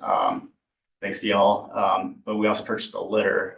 Currently, with our litter, we can only address one patient at a time. So if we have to haul somebody off Laramie Peak, we have to make multiple trips. We can't just send a bunch of responders up there to pull multiple people down at a time. And then because we're entirely self-funded, it's hard to personally raise the funds. Many of us donate our own money and our own equipment to help bring up some of our capabilities. So. Do you guys have a wheel? Yes, we have one wheel currently for litter. It's a very fantastic device. Isn't it? It's amazing. I got to carry somebody off Laramie Peak without the wheel, so. Oh, yeah. gives you appreciation for the It day. certainly does. Technology in action. You did it without the wheel. Without the wheel, yeah, That'd be a tough job. it was. Easily double responders. Whew. Any other questions or comments? I was just interested, do you guys have to carry some sort of insurance or? That has been a discussion that we're trying to kind of hash out right now. During a search, we're covered under the county. That's the agreement. We submit for workers' comp. Sheriff's vet's what we do. And so we're really in partnership with the sheriff's department. They've done IC. So it kind of makes it quasi. It makes us Similar to conscious. Volunteer fire. Oh, Um, okay. We, Thanks, Jennifer. we know we're, covered in our surge, but it does make training a little complicated. What happens if somebody gets injured training? So that is something we're trying to see if we can figure out and maybe going forward, include in our operational cost. We're trying to, in the running for a grant to purchase a vehicle because we don't have a vehicle. We have to rely on volunteers in their own personal vehicles. So we're looking at it maybe in the next year, trying to really sit down and discuss and hash out the insurance issue for when we're not covered. So. Thank you. And then I guess, is the plan to stage the trailer at SAR or at somewhere closer to the range? They'd probably stay at SAR, at the sheriff with the sheriff building. Currently, I could see down the road if we had a more reliable place to stage it closer to the range, it would be probably beneficial, but right now it'd be at the building. So. Okay. And I'm thinking, right, snow lance. Yeah. Is one of those Equinox enclosed Yes, sir. with the, okay. Thanks. Thank you. Thank you.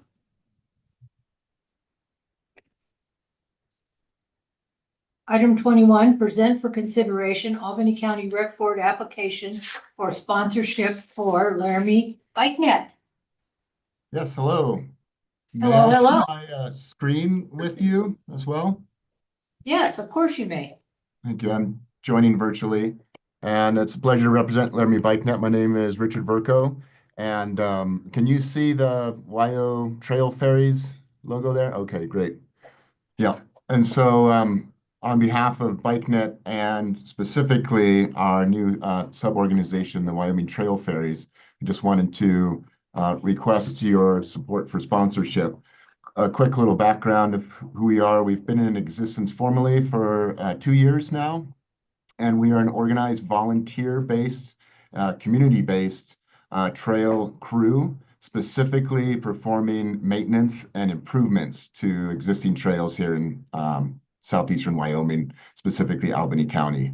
And so we provide both training and kind of a supporting structure for local citizens to volunteer and develop skills in supporting their access to safe trails within the region.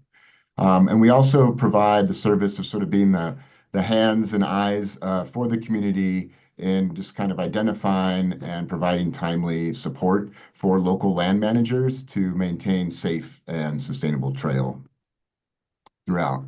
In 2024, our first year, we performed almost 500 volunteer hours over 15 different days, 50 different volunteers from the community, 4 different public lands, including the city of Laramie, Pilot Hill, and that inclusive landscape that has BLM and game and fish land on it, U.S. Forest Service, and Wyoming State Parks.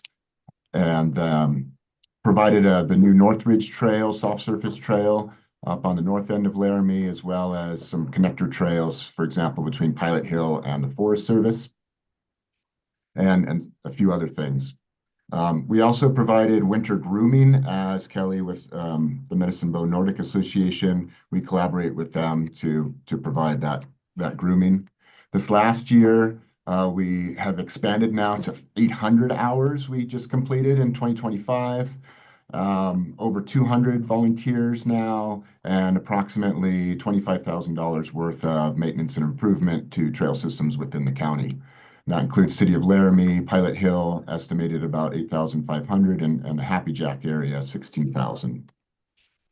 Our winter grooming in 2025, I can speak to that at least, was 200 total miles within that 12-mile multi-use access trail system that we maintain. And then already this year, we have done 0 grooming, as you also gathered from MBNA. But rather than snowstorms, we've had a lot of windstorms, you might have noticed in the last couple months. And so we've already done over 50 hours, more than our average grooming hour rate at this time of the year for the winter, in just tree clearing and removal from keeping from the trail system to keep those accessible for county users. And in 2025, we have a new trail machine that we have yet to put on snow, but it is there waiting to go into service. And so just to demonstrate that we do look for funding, as much as we've appreciated consistent support from Albany County Rec Board to help us specifically around the multi-use winter trails, we are constantly looking for ways to continue to always diversify how we can support our operation. And this is just from a few days ago. On Sunday, there was a massive 30-foot ice slick, ice dam on the Pole Creek section of the multi-use trails that was impassable for any user, as you can see dramatically represented by my 11-year-old there. And so we went in and performed a service of making that safe and accessible, as just a very recent example of what we do. And so for 2026, we're looking at partnering with the Laramie City to provide a $10,000 value perimeter trail as part of the bike park to relieve some of the cost burden there for the new Laramie Bike Park, as well as scheduled maintenance in Pilot Hill U.S. Forest Service lands as well. And we're hoping to exceed 1,000 hours is our goal for this year. Here's just a quick map of the actual areas that we have serviced in the last 2 years. So specific to my ask is a box trailer. So following up on one trailer request from Search and Rescue, ours is similar needs. The trailer purchase is $5,000 with an additional $1,300 for modifications for tool storage. Our need for this is to be able to safely transport up to 50 trail tools, which can be quite sharp, can be heavy, can be burdensome for volunteers to transport on their own. And so that shovels, picks, rakes, etc., including wheelbarrows, landscape equipment. Sometimes we have paving tiles and things, depending on the specific need of a project. Sand, we put 120 pounds of sand on that last little image of the ice slick there, transporting things like that, as well as our safety equipment that we provide for all of our volunteers, gloves, first aid kits, hard hats. And that includes our winter operations. Chainsaws and the actual grooming machines need to be brought up and down the mountain for maintenance throughout the season.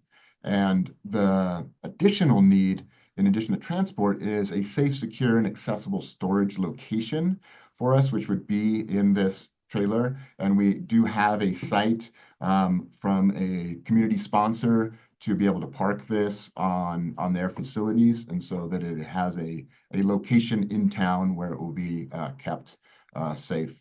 But for that, allows us then to access, if we just need a few things at a given moment, we can go and get these tools where currently they're not accessible in a single location.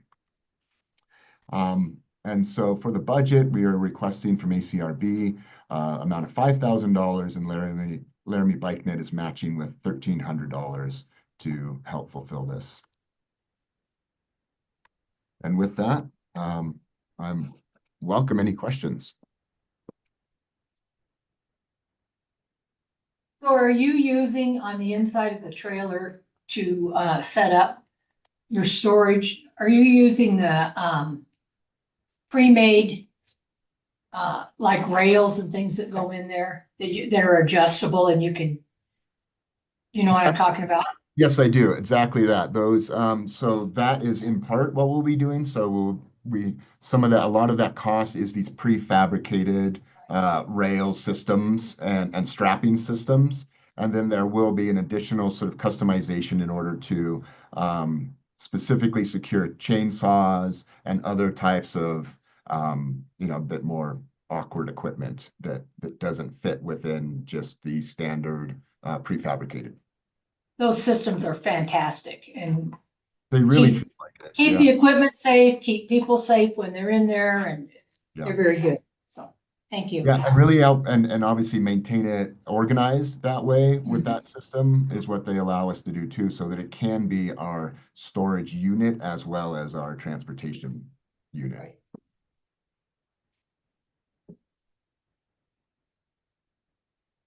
Any questions, Ed? I don't have any questions. No, he actually nailed all of them as I was coming up with them. So. No, that's good. Thank you very much. We appreciate it. Thank you very much for your time, and I appreciate your work that you all do. Thank you. Item 22, present for approval resolution 2026-004, a resolution designating recreation project request priority to the Albany County School District #1 Recreation Board for funding consideration in fiscal year 2026-2027. Hey. So now you guys get to have the fun part of prioritizing all the lovely presentations you heard. If there are any that you guys do not wish should be full, or you do not believe should be fully funded, please let me know that as we're going through this. Usually the priorities that come out of the county, you all do recommend for full funding, so it's never been an issue. City council does too, for the Parks and Rec. And city councils is another week away, or so 2 weeks away. Their rec board applications will be presented to city council on the 17th. Okay. So we're a week early because they actually go through the Parks and Rec board prior to going to city council. Okay. And we don't know what or do we know what their total? The grand total of all the asks, and you asked me this, see, I just had it ready. Was $735,977. What's our grand total? $185,489. And she's got the cents in here too, if you really need it. No, I don't need cents. Cents starts. Yeah, next year I may not ask for pennies.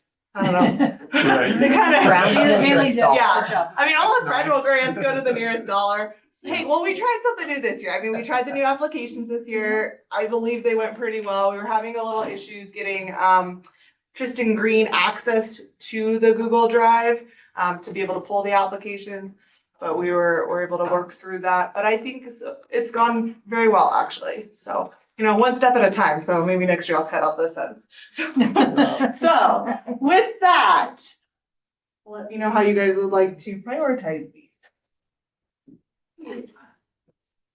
They are all so very, very good. Yeah, this is.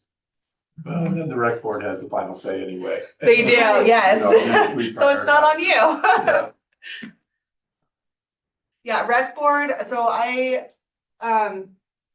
we've just always brought it I have to have these to the rec board by March 1st. So I'll most likely get it to them the end of this week. Our first meeting for rec board involving these is the very last week of March this year. And all we do is go over the applications and they ask any questions they have. Then in April, they will make their recommendations to, of course, at the school district board. So there is another little change this year. I believe some of the rec board members will actually be watching this. If they're not doing it right now, they'll watch it later on YouTube.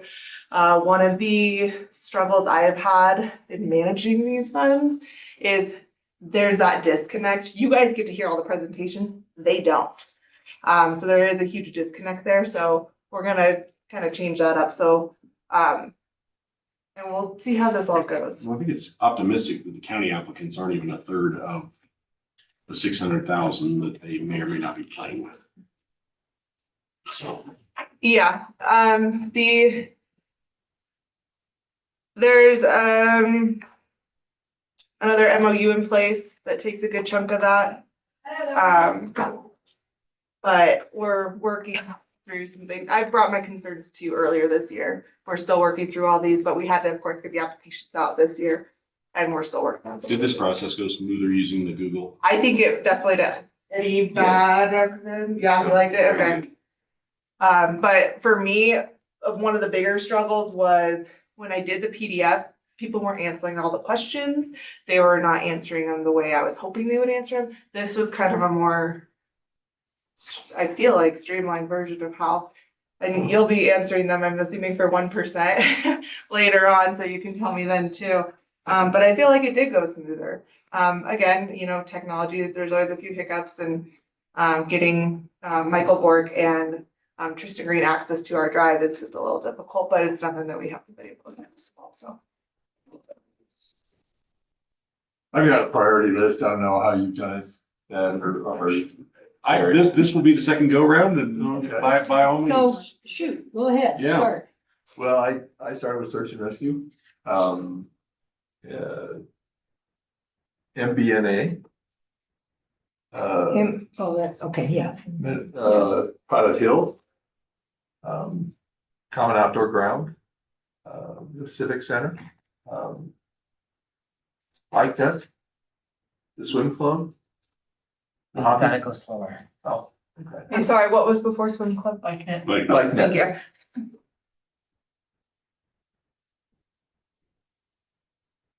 Are you good? Yeah. Okay, after Bike Net, that's the Swim Club. The Hockey Club. Track Club. The Public Library, Fairgrounds.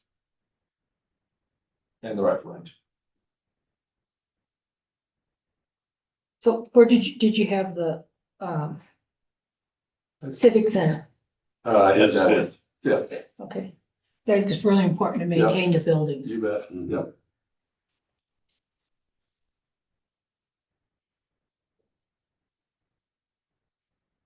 Well, since we don't have final say in this, Yeah, I really don't have an objection to it. I hope that they all get funded. I do too, so.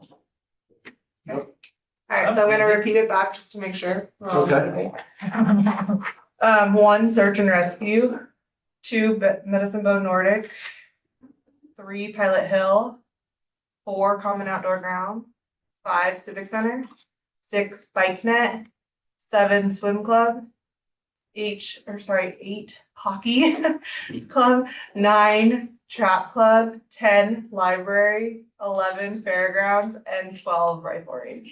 The only thing I guess I'd like to see is that the building maintenances would be of top priority. And that would just be my 2 cents in there, because when they aren't taken care of, they really start costing a lot of money. Are you referring to the fairgrounds? Well, fairgrounds and the Civic Center. Oh, yeah, and then the Civic Center's up there, yeah. And so, I mean, and it's not that I think we because should I have love to- the fairgrounds so much. It's I because think don't we're just want gonna the have to devote more money to the fairgrounds infrastructure anyways. Yeah. But So, I mean, that's just my 2 cents. I think that because we aren't the final say in it, it doesn't really make that much difference. No, I guess I moved to accept. Or do we need to wait to have it printed? No, you can do it right now. Right. Move to approve resolution 2026-004, resolution designating recreation projects for West priority to the Albany County School District #1 Recreation Board for funding consideration fiscal year 2026-2027 in the list Commissioner, or in the priority list that Commissioner Gosar presented. Second. All those in favor? Aye. Aye, motion carries. That was went very well. Thank you, Yeah, thank everyone. you all. We really appreciate it. Yeah, for all you do. Thank you. Item 23, ratify year 3 continuing application for Department of Health and Human Services Substance Abuse and Mental Health Services Administration grants to expand substance abuse treatment capacity in adult treatment drug courts and adult tribal healing to wellness courts in the amount of $342,839 to continue to support the expansion of the Albany County Court Supervised Treatment Program from September 30th, 2026 through September 29, 2027. Good morning, Heather. Good morning, commissioners. Lady Chair, we are asking to ratify this application. We submit it every year to continue our federal grant through SAMHSA. And this would be for year 3 that would start October 1st, 2026.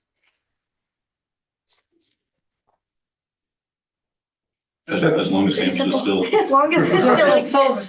Till tomorrow. Yes, okay, great. Any changes from last year to this year, Heather, in this request? That you'd like to highlight?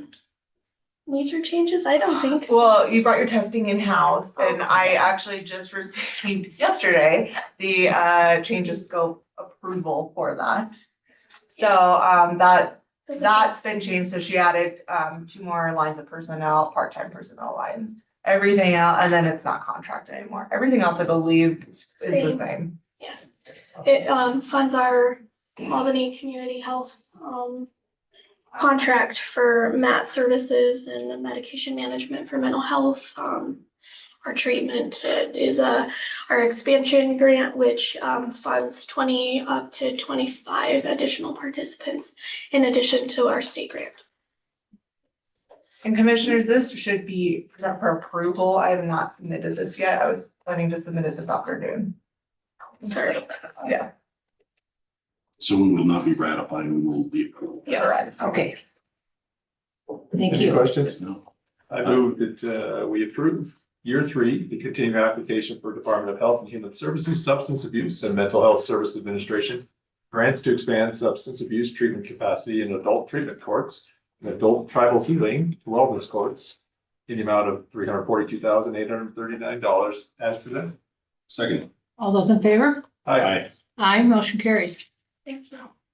Thank you, Heather. Item 24, ratify Office of State Lands and Investments unmet housing grant application for the present for Foundations for Scaling Up West Side Workforce Housing Project. Haley. Commissioners, this application, I got this to you at your last meeting, in regards to match and then the resolution that I needed approved for this. This is just the application that I did have to submit Friday. We did end up asking from the grant, $3,410,000. The total project is just under $3.7 million, according to our engineer's numbers. So we did have to change up the scope of the project a little bit. Instead of doing a subdivision, we are doing more condominiumizing it.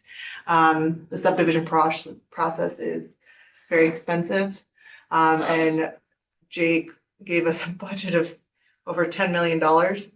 And this grant only has 5 million available, so. Oh, It would have brought in a lot more fire suppression to the neighborhood, but at the expense of trying to get the lot cost considerably lower.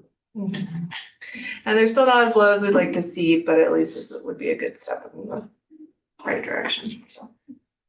There was some added fire insulation between the buildings, is that what the? It was to negate the need to suppress the buildings, because the problem, I guess, Jake, if we do a subdivision, would require an 8-inch water line to get the flow up high enough to do fire suppression from a in-ground hydrant. Right now it's a 6-inch line servicing that whole neighborhood. So that was one of the considerations. And this so far has been, we really haven't taken this to planning to see if there's any other concessions that they would consider making. It's just trying to get stuff in the ground for people to build houses on and kind of offset the cost. Awesome, thank you.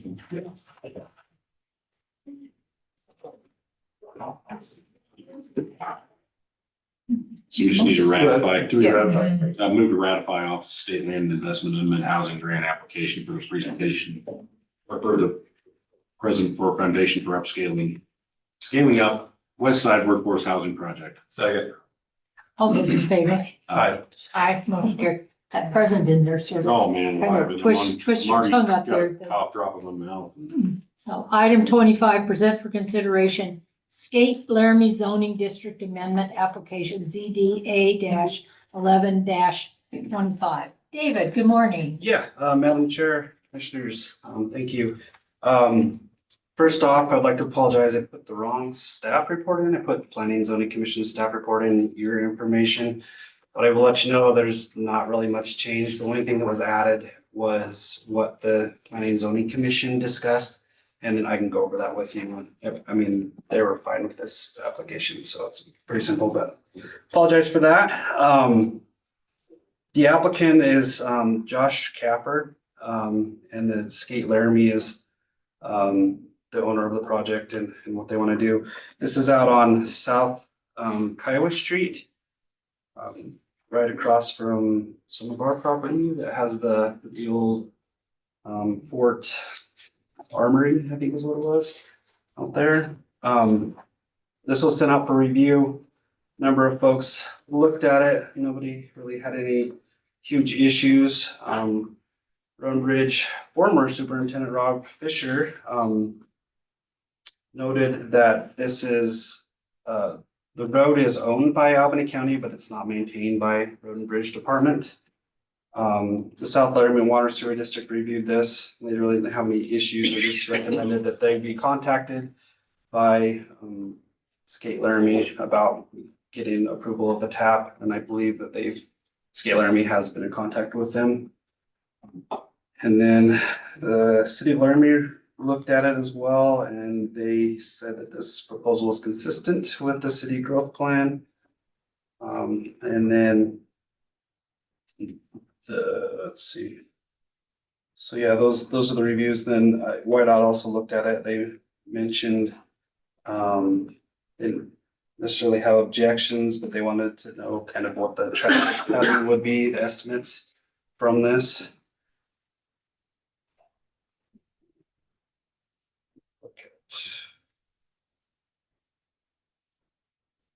So the planning department believes the proposed zoning district amendment generally follows the suggestions of the Albany County Comprehensive Plan and the Laramie Growth Area Plan. For the following reasons, Priority Growth Area 2 promotes primarily residential uses, but it also allows for small scale commercial uses. Rural commercial land use designation of the Albany County Comprehensive Plan supports high traffic areas. The property has direct access to future Collector Street, and that access is Sanders Road, which is a collector street. The Albany County Comprehensive Plan promotes economic development and recreational opportunities.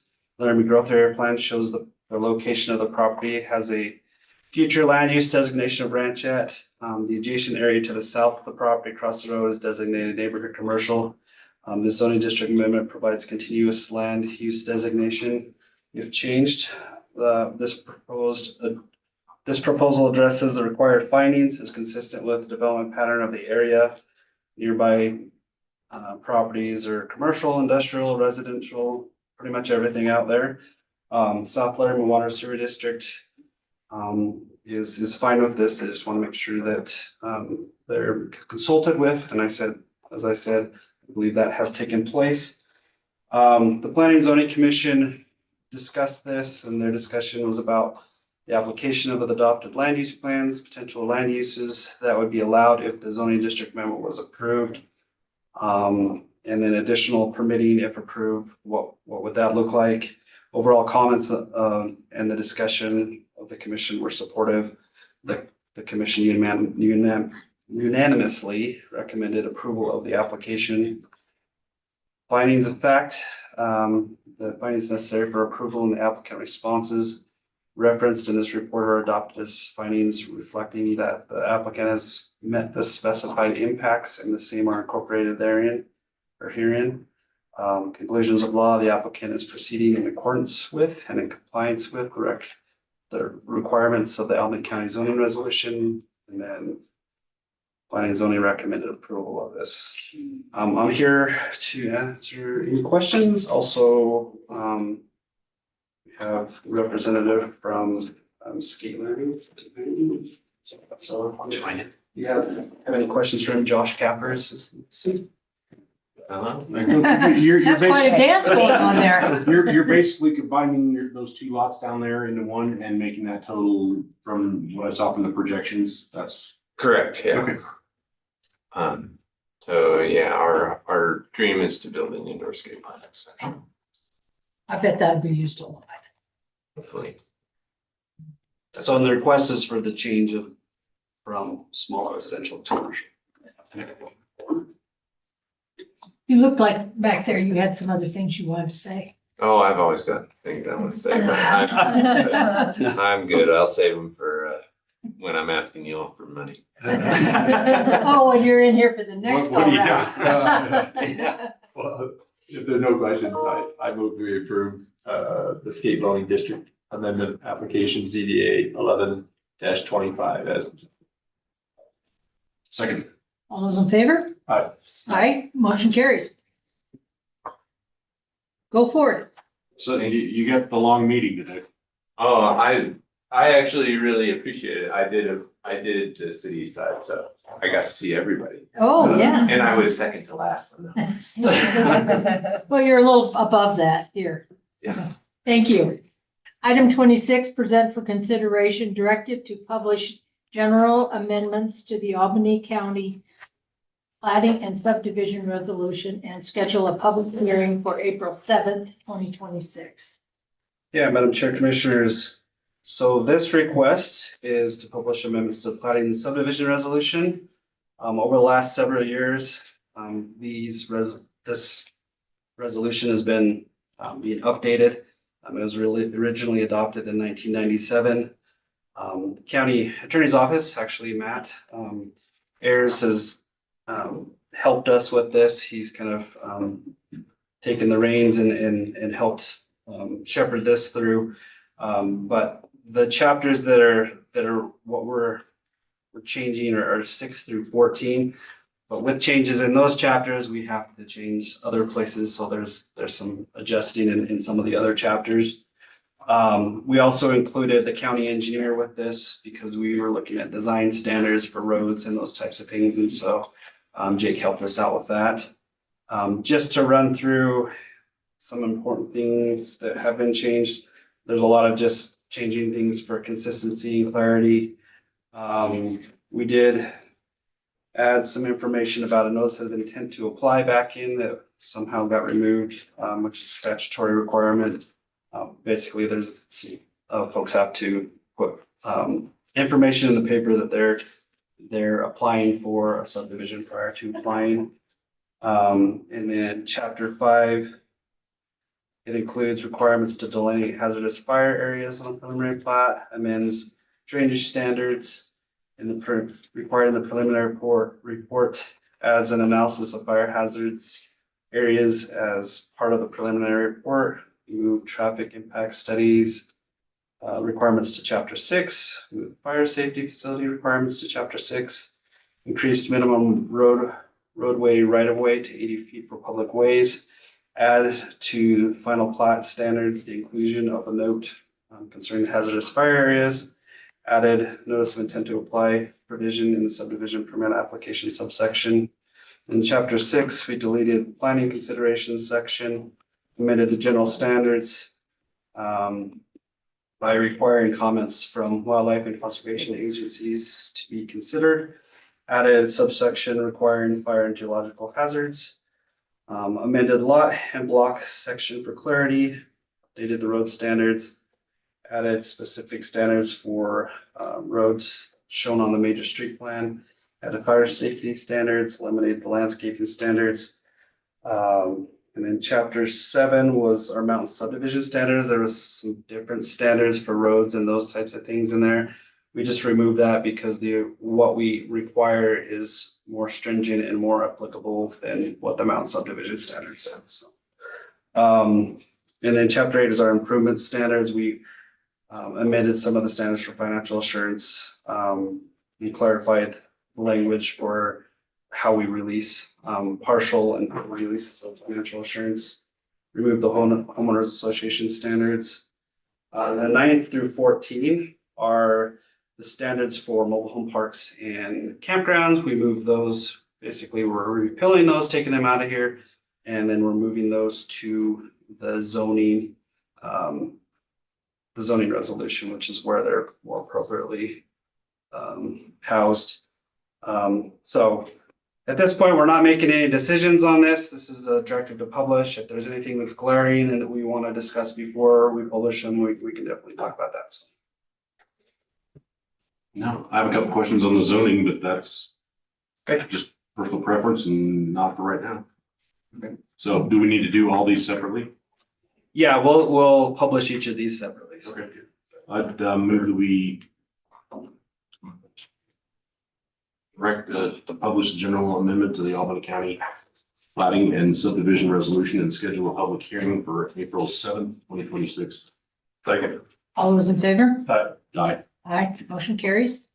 Item 27, present for consideration directive to publish amendments to the Albany County zoning resolution, adding mobile home park and campground standards, and schedule a public hearing for April 7th, 2026.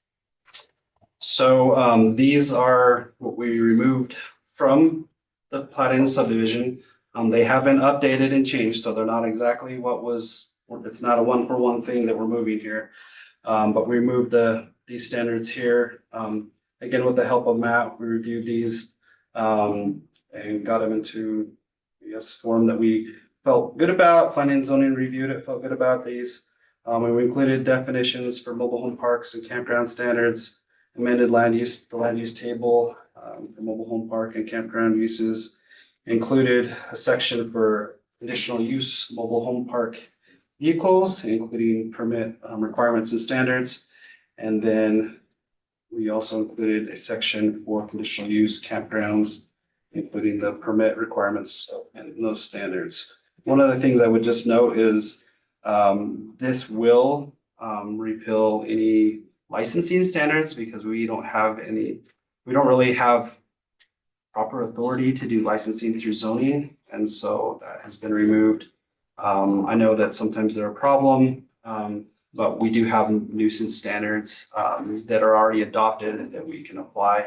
And if there's problems with wastewater, we can, if it's within our jurisdiction, they have minimum standards for habitability, that kind of thing. We do not have that because that would be building code. So, yeah. And then we'd have to have somebody inspecting. Yeah. I just know this is a crack in society right now where It is a things terrible are- things are crack. falling very quickly. Yeah. If things start falling apart, then it becomes a nuisance, so we could do something about it. But if it's, whether people should be living in them, that's not something we get involved with, so. Yeah. Any other questions to that? No. Yeah, I move that we publish the amendments to the Albany County zoning resolution adding mobile home park and campground standards and schedule a public hearing for April 7th, 2026. Second. All those in favor? Aye. Aye, motion carries. Item 28, present for consideration directive to publish amendments to the Albany County zoning resolution pertaining to the issuance of zoning certificates and schedule a public hearing for April 7th. Madam Chair, Commissioners. So a lot of this is just changing some terminology that we're using. We changed the chapter in chapter 5 to read as zoning certificates and procedures to follow how the state has named what we're doing here. And we amend the purpose statement, specify that zoning certificates are for building structures, land uses. Amend the zoning certificate section, adds a paragraph dividing the types of zoning certificates into, or to include structures, land, and conditional use permits. As a requirement of conditional use applications to comply with all standards of the zoning resolution, and amends notice requirements for mailing. So, if there's any questions there, I'd be happy to answer those. No, anybody? No, I move that we direct to publish amendments to the Albany County zoning resolution pertaining to the issuance of zoning certificates and schedule a public hearing for April 7th, 2026. Second. All those in favor? Aye. Aye, motion carries. Item 29, present for consideration directive to publish updated Albany County land use permit fee schedule and schedule public hearing for April 7th, 2026. David? All right, we did a whole overhaul of our fee schedule. We increased fees pretty much across the board. There's a few places we didn't. Things that are different that you might want to consider. I guess the biggest thing is the requirement for subdivision engineering fees to be paid. So what we do right now is we, when a subdivision comes in, we get fees for the application. We send it then to WWC for them to review it. And then the reviews kind of happen all over the place. And so these applicants are getting 3 or 4 different bills during a subdivision process of all the engineering fees that they're accruing basically. What we've done here is we've kind of looked at what it's been costing. Joe actually went through and looked at, this is how much it's costing for this type of subdivision. This is how much it's costing for this type of subdivision. And we've came up with some, basically we will charge a fee when people come in. This is how much it's going to cost for engineering, and they pay it upfront. And that includes, what it costs for the whole thing instead of having the incremental. And then sometimes it's difficult to get fees from people. So if we get it all up front, then we can move forward and not really have to worry about that. So that's the biggest change. And we feel like these fees are fair, and we're not they're not exorbitant. We're not gonna get people, say they have to pay $1,000. They're gonna use that $1,000. It's pretty close. One thing we will do if this does get approved, and this again is just for publication, is we'll readjust after a year after we can kind of see what's going on with all of that. So, yeah. David, when was the last time you adjusted these? 2 years ago. So, and just fiscally, so we're removing the mobile home park licensing fee, which I think we gathered $7,000-8,000.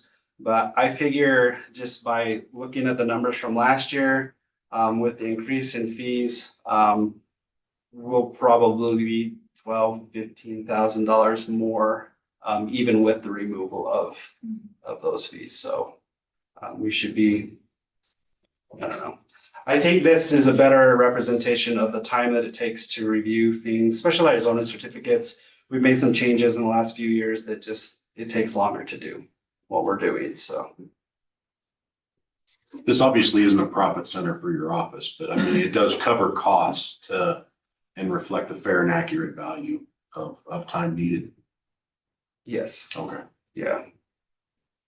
Anybody have any other questions? I move that we publish the updated Albany County land use permit fee schedule and schedule a public hearing for April 7th, 2026. Second.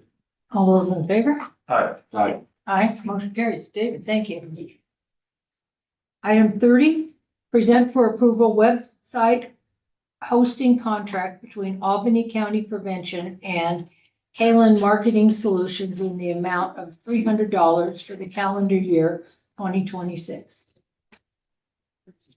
Haley, hello. Hi, Andrew's actually at a conference, so I told him I'd present for him. This is just for his website hosting, for Kaylin to do that for them and make any changes he needs.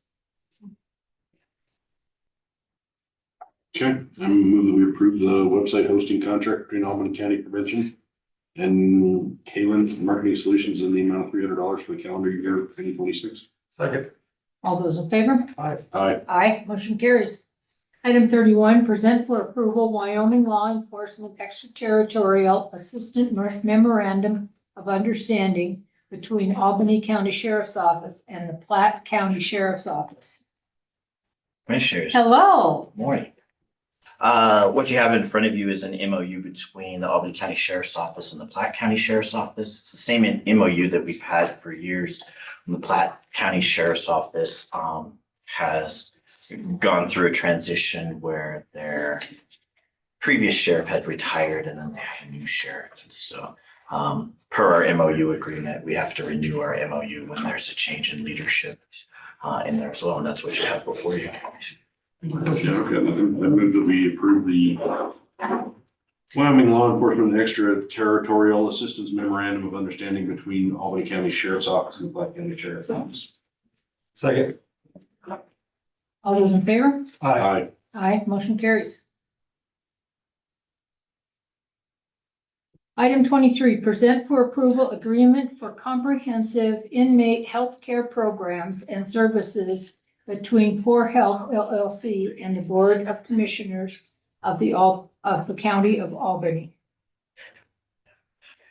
Commissioners, thank you. Sorry, you said 23. I was asking if we were going backwards. Did I say 23? Yeah, so for item 32 before you. Oh, I see, okay. That's fine. No, not a problem. I've been known to change numbers around. That's okay. I That's just wanted to make sure where we're supposed to be. So in front of you is the contract that we have between Albany County Sheriff's Office and Core Health for inmate medical services at ACDC. So, like I said, that's an agreement for 4 years. And as you can see on there, that total is $840,000.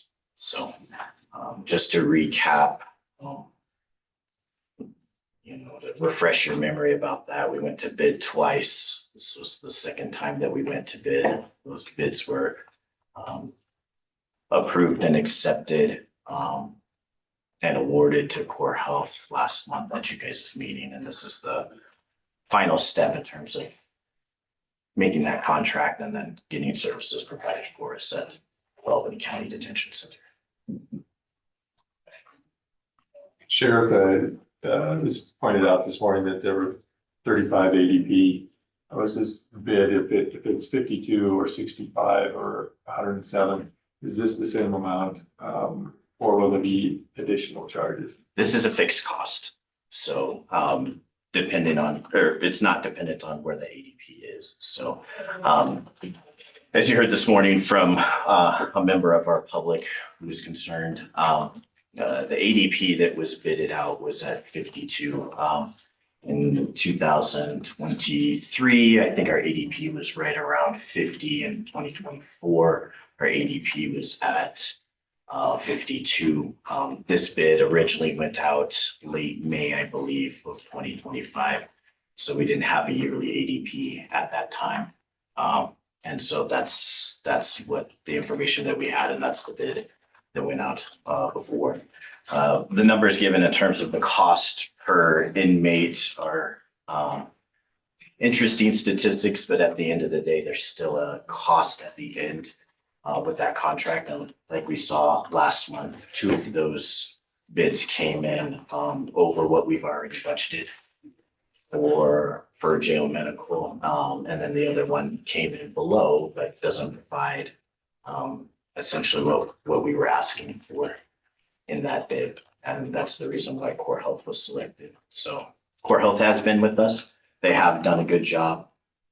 Guess that citizen also asked the question why we didn't extend Core Health. And to answer that question, we made a decision in late 2024. We had the option to extend it, but because of the cost of the contract, in consultation with the county attorney's office and then with this commission as well, we thought it was more prudent for us to go out to bid. And essentially the sheriff's office followed through with that decision. That's led up to everything that we're at right now.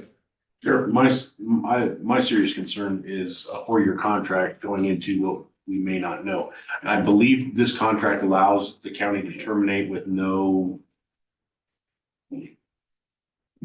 pains and penalties. If so needed, just do mostly the budgeting. Yep, there's a termination clause, and it's a termination clause that we put in all of our contracts to where if there's not available funding or if folks in our situation, if we we don't need to demonstrate cause. Okay. Right.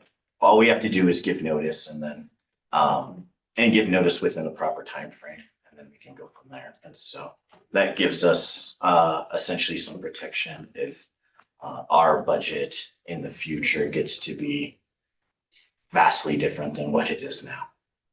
And we know that that's a situation that's kind of on the table that we're looking at as well.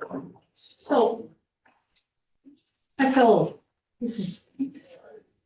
why are your numbers so different than for the concerned citizen this morning? So the numbers are different because for that concerned citizen, he's calculating costs based on the cost of it per inmate.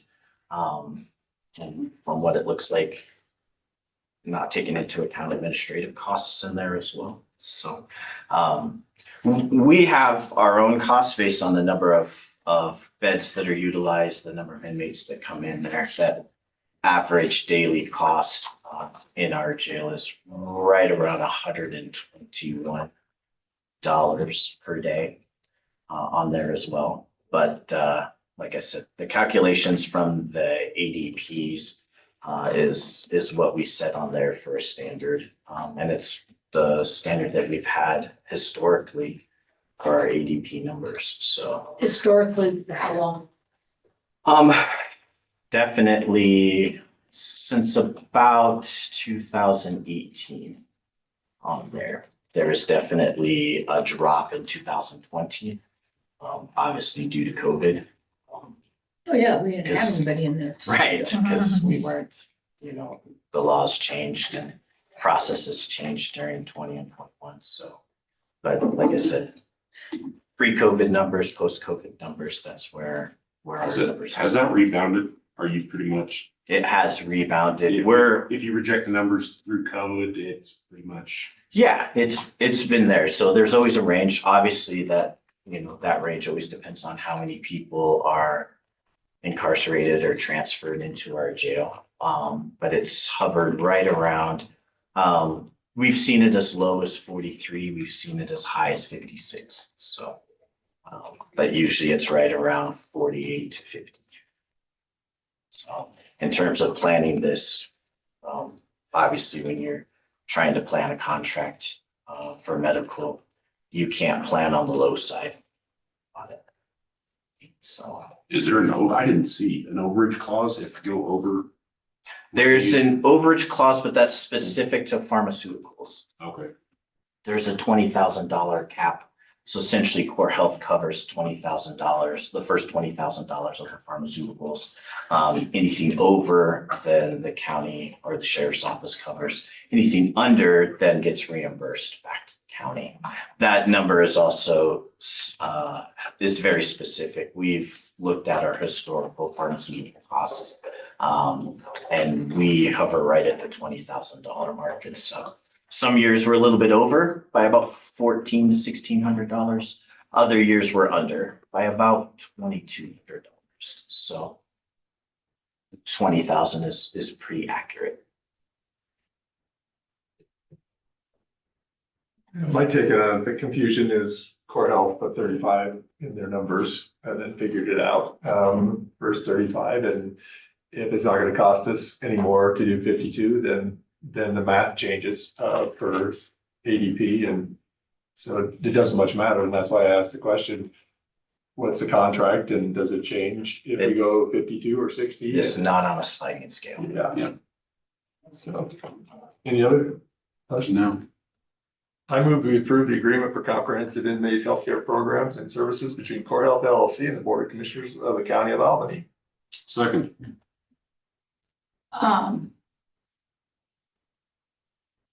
All those in favor? Aye. Nay? Motion carries. Thank you, commissioners. Appreciate it.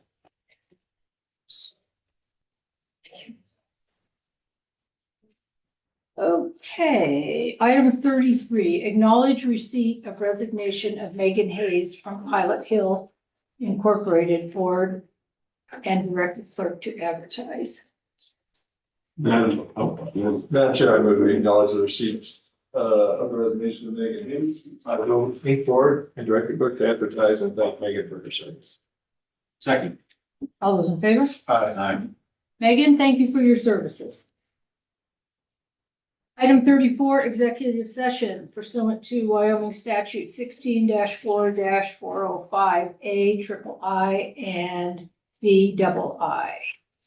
Madam Chair, I move that we move into executive session pursuant to Wyoming statute 16-4-405A, subsection I and VII. Second. All those in favor? Aye. Aye. We'll move into executive session 11:51.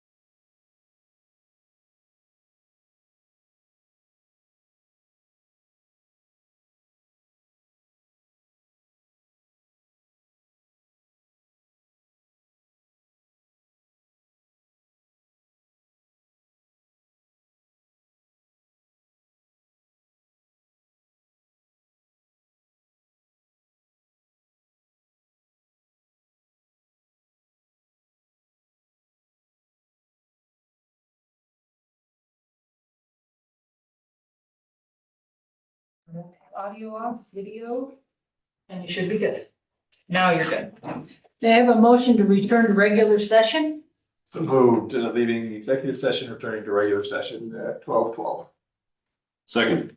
All those in favor? Aye. Aye. Motion carries. We're in regular session. Action required? None? None. So we need to approve vouchers for January 2026. Madam Chair, I move that we approve the vouchers for January 2026. Second. All those in favor? Aye. Aye, motion carries. Item 39, seeing no further business before the Board of County Commissioners, may I have a motion to adjourn? So moved. Second. All those in favor? Aye. Aye. Aye, motion carries. We are adjourned. Thank you, everyone. Thank you. Can I just throw this away or do you need it back? I shred it. I can take it if you. Okay, because here, let me just add. Yeah.